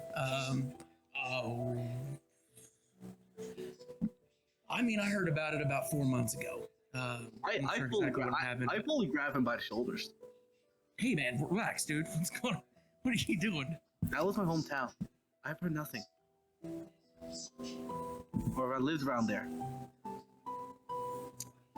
Hometown, but I was close. Sorry to hear. Yeah, there was a few stop ops that I would go to get back up for a second. Jesus, man. There's there's a few places that I used to go to stop off for the night. Nashkel, Crossroads Keep is one of them. Loudwater, and pretty much anywhere near the Misty Forest is vacant. Just like nobody lived there. Like clean, you could eat off the floor. I don't know. They were good places, but past couple of We would months. interrupt him and he'd ask, Do you think that Jiz's about to have a fucking mental panic attack? Helmrich sees that, and he's going to grab, not slam his head, but he aggressive, I guess not aggressively. He gently but forcefully grabs your forearm and looks and goes, "This is true. We may have another hunt and another war, and we will bring war. But now is not the time. Now is reconnaissance and information. Do not lose your head." Right. Not a war. You have the 8th, but now we seek information. You go to Actually, Godfrey, I'm sorry, I interrupted you. "Oh, you're good. You guys are good." After hearing Jin's hometown and what happened to it, Godfrey has a face of worry as well, and he asked Edric, "Have you been to the Argent Spire?" I don't believe so. No. Do you know of the Argent Spire? I've heard, yeah, it's a little bit east of Misty Woods. I've heard of it, but I haven't been directed to go there at any time. Nothing bad about it? Not that I'm aware of. Thank you, sir. You know, He kind of looks. I was just gonna say, it kind of figures my parents also always called Waterdeep kind of a shithole, so it was kind of on the way out. I feel like anyway.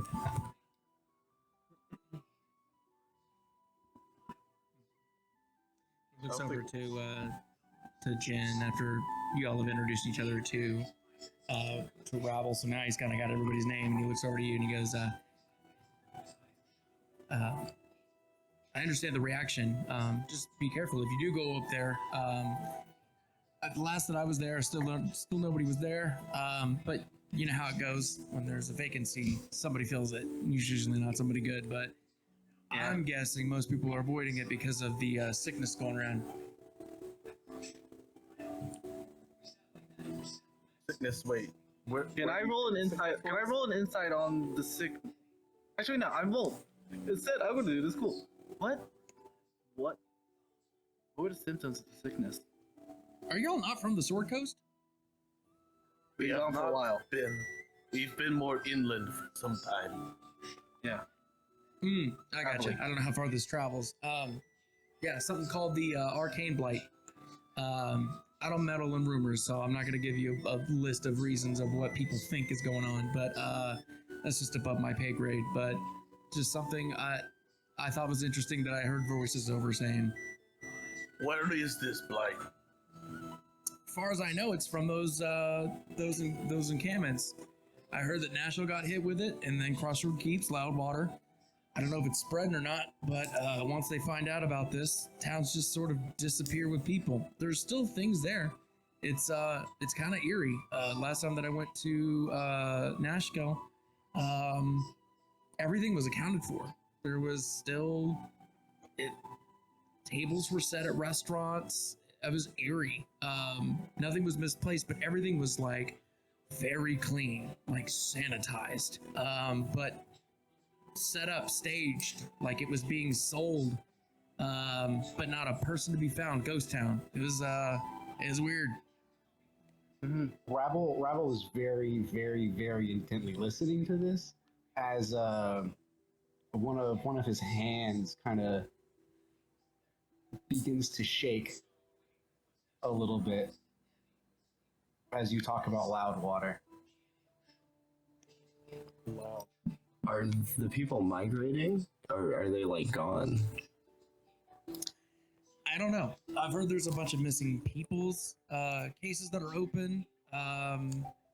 Misty Woods is interesting because almost that entire region has been vacated. So something's going on. But again, I stay out of that business. I do my job, town to town, whatever I do to make my coin. That's above my pay grade. I thought you all were aware. I'm not trying to like dump all this shit on you. No. I just was trying to have conversation here. Homework kind of gives like, no, it's good. If that You guys mind if I have some of your bread here? And he kind of goes and grabs a couple of pieces. take it. Consider it a gift for the information that you have given. You help me, I help you. And he's got like a mouthful of food. That's why I got your rooms. You're good. Thank you.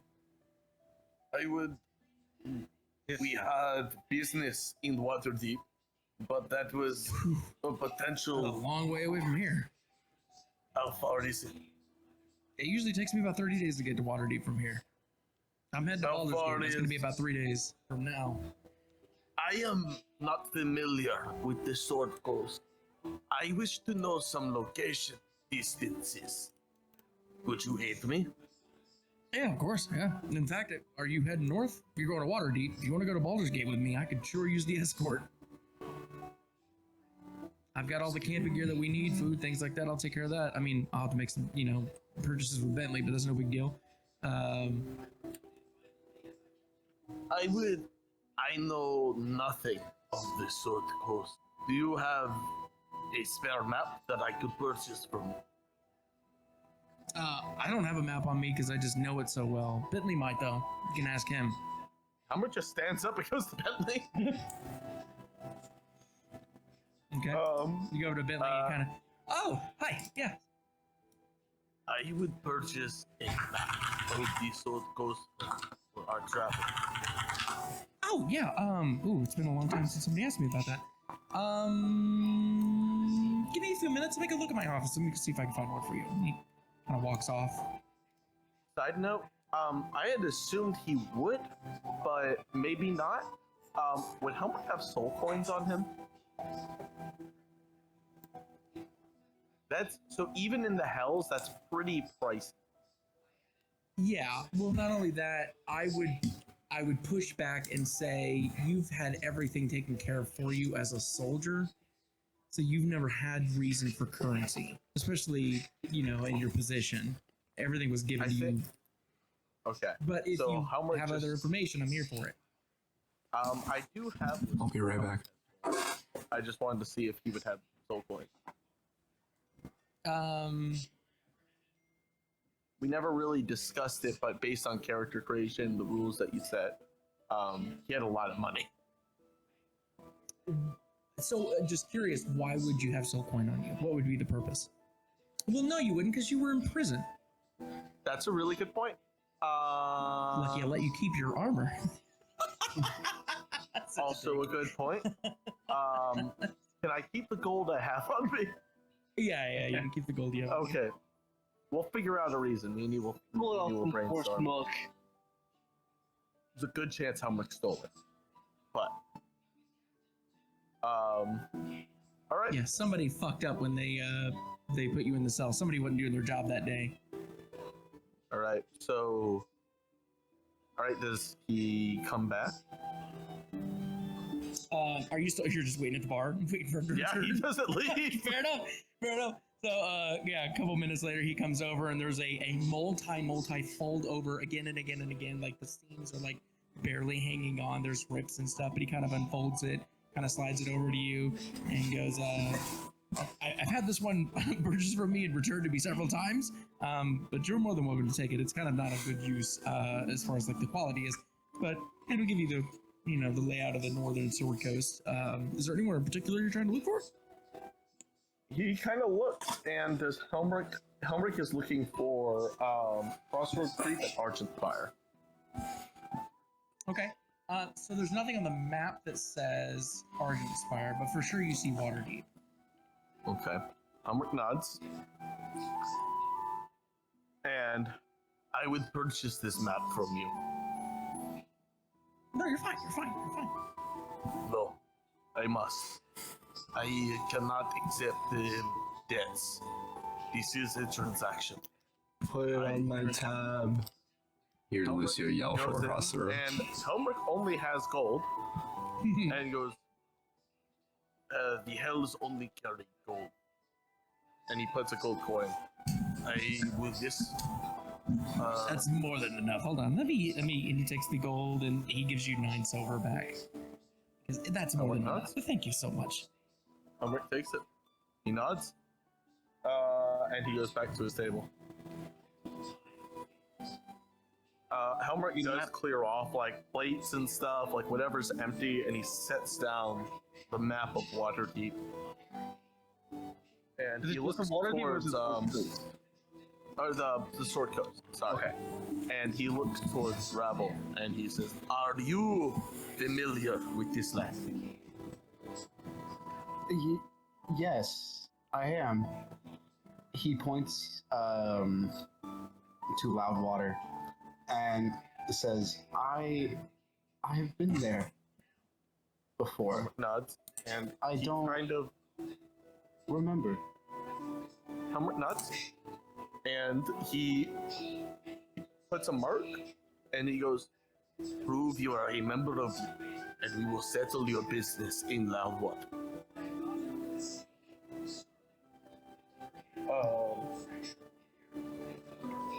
And he looks towards the others. I would mark Argent Spire and Crossroad Keep as well. I could probably might be able to find on the map.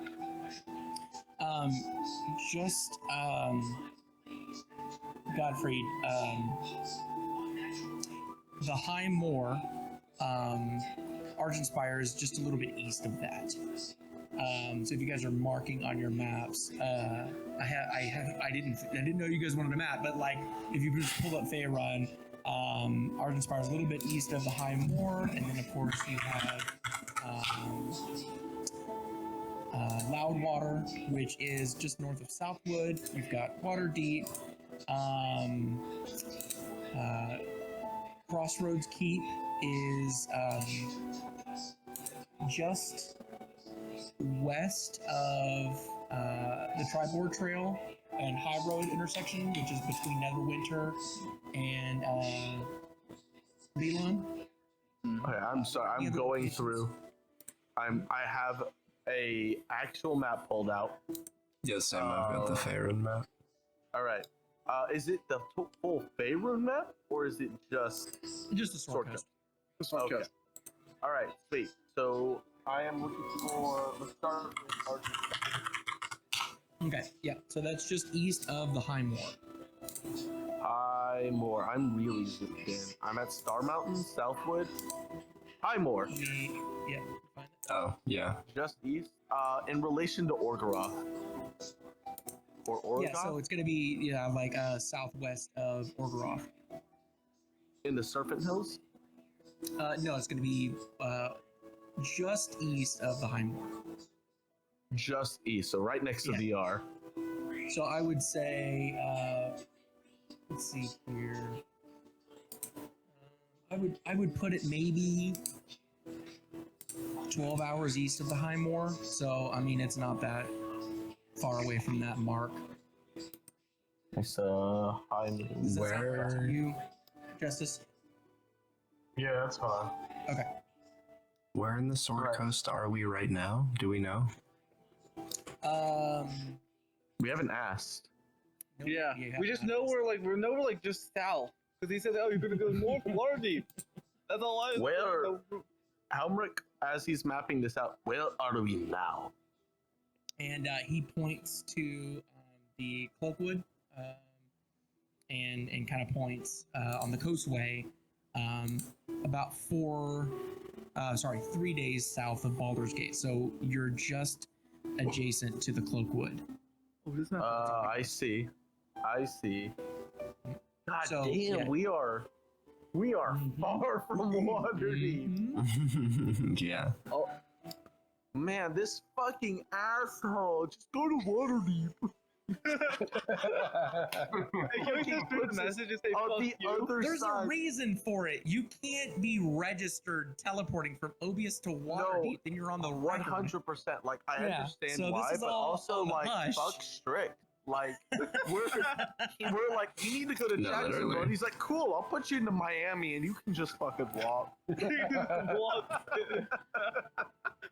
It's more like you were in Fiji and he was like, I have a rowboat for you. Would you like that? Is that good for you? All right. So, that's. So there's going to be a lot of travel in this campaign. Yeah. I mean, I'm fine with that. So get ready for your Lord of the Rings. Okay, so Highmore is. I need a It's bigger in map. between. Oh shit, it's in between. Okay, so Highmore's there. Slightly out of the way. Where was where's Loudwater? Loudwater is, if you see Southwood, which is like way east of Daggerford, Oh, okay, there it is. way east of Waterdeep. You'll see it right above, just north. Oh, there it is. Jin, you don't know where you live? Starting with the high forest. Southwood. Oh no, that's not you. That's a. Yeah, I was gonna say, wait, I know exactly where my Never character mind. lives. I got Yeah. that shit on the map. I measured that shit from Waterdeep. All right. Where is Crossroad? Okay, so if you look at the map, if you find Leon, or find Neverwinter, go to Neverwinter. Found Neverwinter. Okay, go a little more south. That is about like a midway point of the high road. All right. So I I will just have write that shit memorized. south of Neverwinter. The south of Neverwinter, right between Leon and Neverwinter. So I'm from Neverwinter, right? Yes. Okay. I remember this one time when I was in that fourth day, I was like 8 years old. I saw this rich ass boy walking. This thing had like 20 different cool chainsaws. I saw a rich person once. Yeah, I remember spitting on this little poor boy I saw on the street. Helmrich looks at this map and he kind of smiles and says, "To see a map without battle line, without war, just the simple map. This is strange, but peaceful. Still, we are, I would argue, our best bets." What's his name again? I didn't write it down. Who? Edwin? Bentley or Eldrick? Oh, Visuals. Ezra. He looks towards, like gesturing towards Edric. Says, "I do believe our best bet is Baldur's Gate. We sit. Does that mean you're going to travel with me? What does that mean? I would." He looks towards the rest of the cohort. "I would ask the opinion of the cohort." Yeah, he's cool with me. I figured it's our best bet because it's Neverwinter. To Neverwinter? This cold. Not Neverwinter, my Neverwinter. Baldur's Gate. Sorry, I'm a little Baldur's drunk. Gate. Baldur's Gate. I'm a little drunk. Yeah. How much? No, It's way through Daggerford to Waterdeep. You're looking at about a month. Bird. Oh. What's else? This is on foot. You know what I mean? Like, Yeah. this is if you don't use any sort of other means of travel. Mel. what? I heard Mel talking about arrows. Pretty standard. There's a good probably in the background. She's talking to her friends. All right. So I'm assuming our characters are discussing this But as you know, above the table, my thought process is from God. I mean, honestly, my brain. I really want to go to Arkansas. I really want to go to Justice's shit. Like, I want to see his fucking city and everything. But I don't think Helmrich would stop unless something pressing happens. Yes, I agree. I think right now Godfrey doesn't have a lead at all. And the only lead he has is the guy he's hunting almost like invited him to Obius in a nightmare.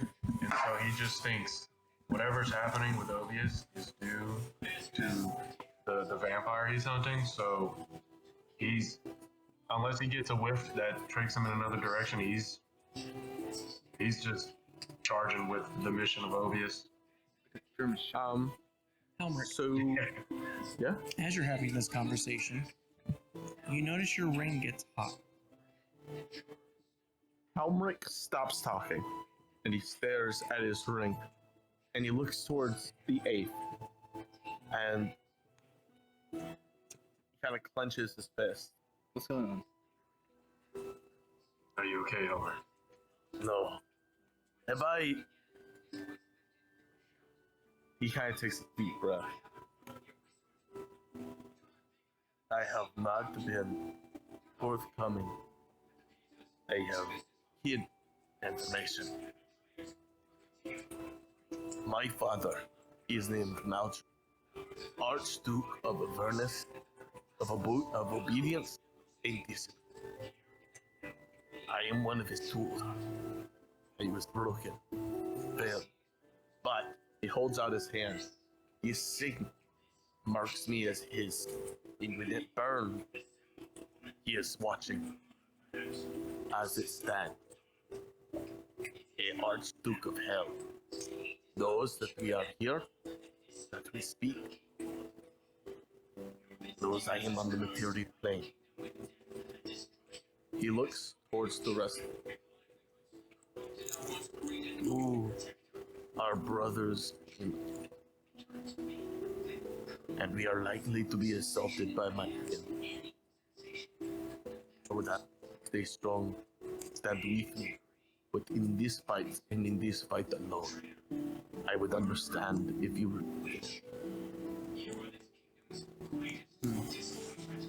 That's a lot. Are we fighting like now? Like, No, but soon.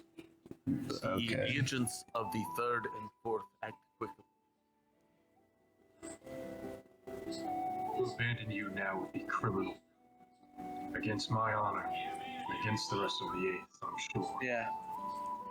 We should. If we're gonna get across our keep, I should help you at least. I think this is the duty of the eighth.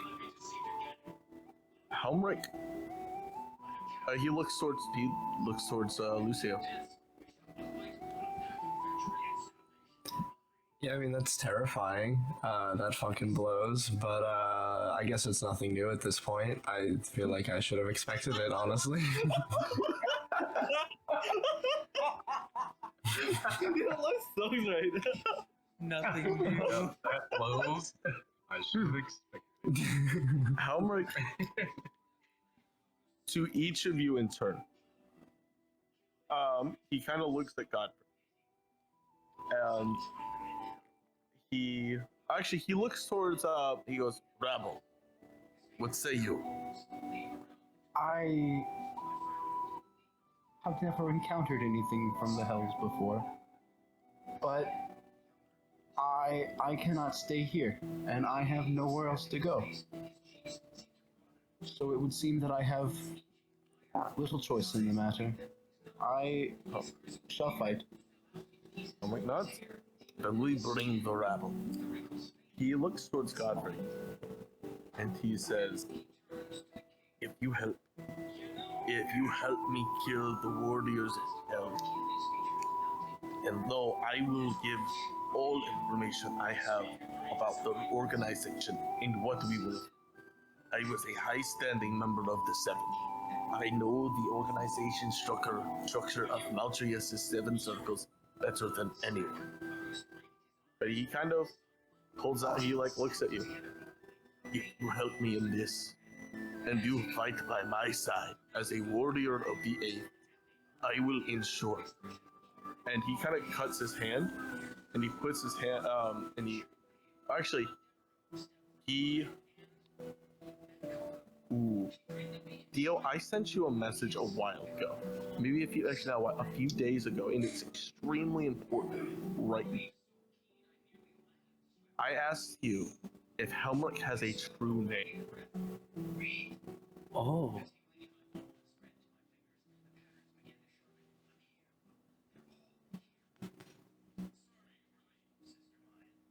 You didn't send me a message. I sent you a text message. I was on your phone. I sent you a text. Oh. And I didn't answer? That doesn't sound like me. Dude, I never even thought about this, but does Helmer have a true name, like a devil, like Oh, real you name? did. You did it. Yeah.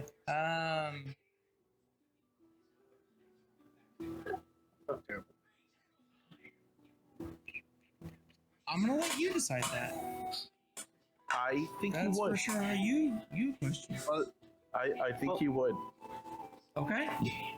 He, Because you were just known as Asset H7. I think That he was would have your been given. official name. I think he would have been given a real name, so Maltrius had a little more control over him. Rabble. Okay. Yeah. So Um, it would have come pretty soon after Asset H7. That's what the project was called. And then after we'll say at the Ash Trenches, you would have been given your real name, whatever you choose that to be. all right, I'll come up with something. But Helmrich Okay. takes. I'm gonna assume he has some kind of piece of paper in his pack. My He name goes is out. TBD. I don't know what that means. Helmrich takes in blood. He writes out a contract, and he says, "I am no member of it, but I would write this out. That should you help, I, Helmrich of the Eight, will aid you in whatever that you need. And should I fail, I will give you my true name in return." And he looks towards the rest of the party. "I will aid in whatever task, whatever quest, or whatever battle. You will have Helmrich, Hound of the Archduke, Ram of the Seven, Warrior of the Eight, in whatever task or battle. I ask this one thing, that you fight the warriors that resent, and you put an end to this suffering that will be inflicted."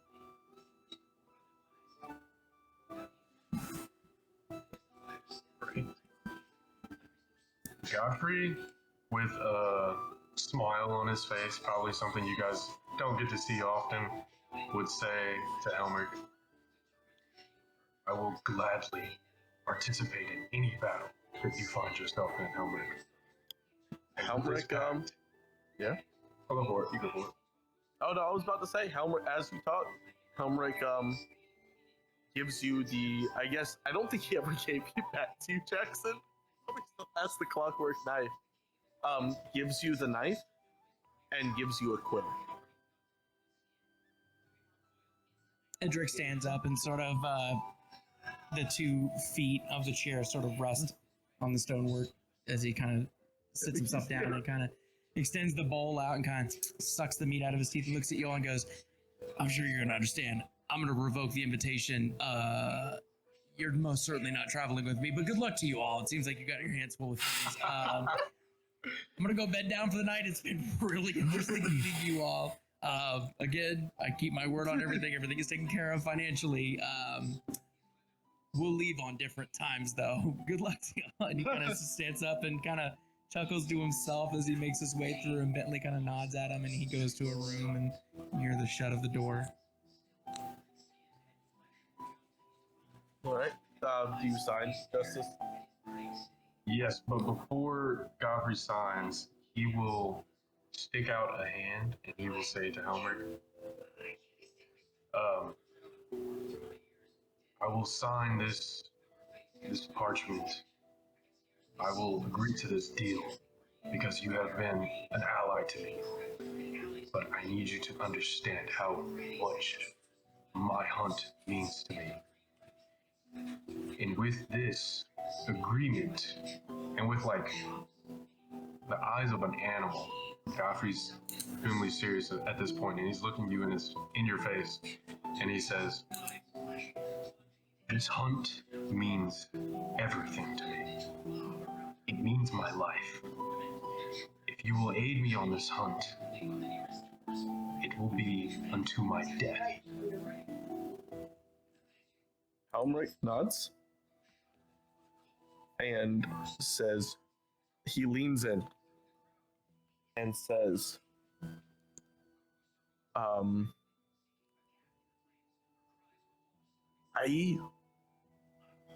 should I be able, will not only end him, I will drag him through the hills. I will make him suffer every indignity. I will make him suffer every pain the circles have to offer. I will drag him through the Styx. I will feed his bones to demons. I will bring every indignity to his name, and I will put his skull on a spike so that you may wear and know our victory as the day. I do not make pacts with paper, but I make pacts with hands. Shake mine, and we will be in agreement. He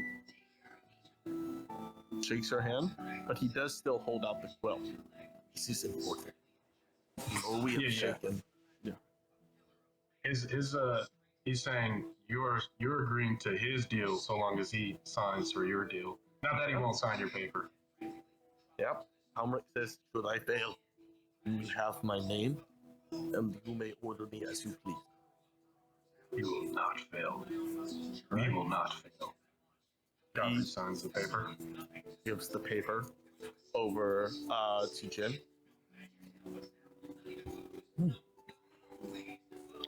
If I sign this, you'll help me in my best. I will aid you and endeavor you. And should I fail, I offer you my true name, so that I may serve you as you. Can I roll to see if I know how much of value a true name is to a devil? Yeah, either go ahead and make a religion or a history check. I will roll history. Gabe. I love this. You set the DC, and based off of his roll, you tell him what he would know. Oh, yeah, I have this Okay. advantage. It's very personal. It makes only sense for this to go this way. 6. 6. Helmrich is taking this so seriously that you would assume that whatever he's saying has the utmost importance. Like, whatever this name means, whatever it does, is probably the most precious thing that he could.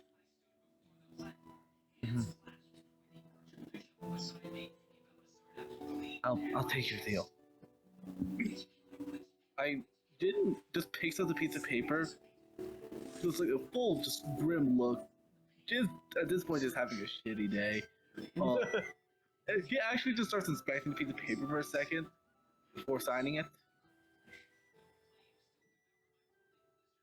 All right. Full, It's pretty much, it's like Helmrich's, I would say, as thorough as he can be, which is no, basically not like, checking wording, more so checking the paper itself. it's just a fucking piece of parchment, but it's signed in blood. I'm not used to. Actually, can you read Infernal?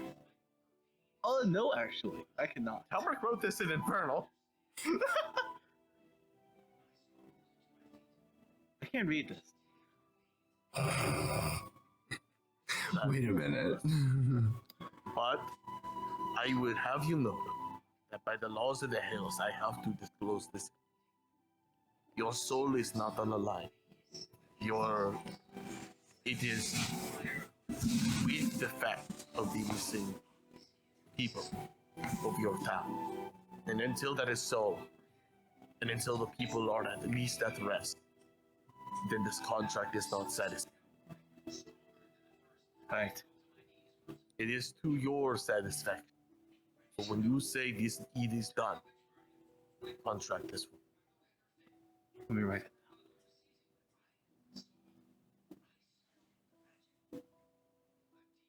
I will sign it, and I will assist you in the fight. Come. And Jin fucking just takes the knife, cuts his finger, takes the bit of the blood from the quill, and signs it. Right? Ulrich gives the contract to fucking Lucy. I don't give a fuck about your name. I have one requirement. When we find Damar and whoever he works for, I want to be there when you kill him. I need to see that happen. You see Lucio get like very serious for a moment. And then he will sign the paper with his finger. Not like blood, like with ink. He uses his tattoo. Before you, if you don't try to sign with blood, Helmut pulls the paper away from you. He goes, "It must be in blood. Your blood." Why does it must be? I've signed plenty of contracts in not blood, and they were also legally binding. This is the hells. It is important it is your blood. And he does make an addendum, though, where he's like, Lucio's specific request is that he does not want his name. He just wants to see Damar dead. Yeah, he's got to be there for it. If he does not have to give out his true name. Especially to Lucio. He was a little worried. He was pretty interested in you. So when you were like, I don't want your name, there's a visible relief from Helmut. Lucio's a bit too drunk to kind of understand the full value of that. He doesn't really care at the moment. He's gonna sober up a bit. Shit. I could have made him sit in a corner for millions of years. Face the wall forever. All right. So, yeah. If you prick your hand, he gives- Yeah, he'll do that, I guess. He's very upset about it, but he'll do it. all right. Oh, okay. He does look towards Tick/Rabble. And he says, Rabble, though you are not yet part of the Eighth, well, I would not extend this off. I would have you know, should you become a member of the Eighth, I will hold my agreement, and I will aid you. And he looks towards the rest, and the Eighth will aid in whatever way we can.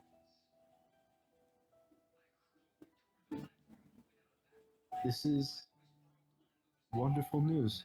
I appreciate it greatly. I don't have blood, though. You are not signing. I will not offer this to you, but I still offer our support should you become a member of the Eighth. I see. All right. As you all are sitting there and signing contracts and bonding over the Eighth and having a new member potentially be introduced into the group, you all start to hear the screams and cries of orders being shouted out at the exterior of the building. You hear people running towards the gate. Bentley kind of looks up after writing something down and is like, "What in the devil's?" and moves over and opens up the door. And as he opens up the big door and goes, "What is going?" a dagger hits right into his chest and he falls on the ground. Something's coming, and we're gonna see that on next session. I gotta win tonight. No. I gotta win it. Hey,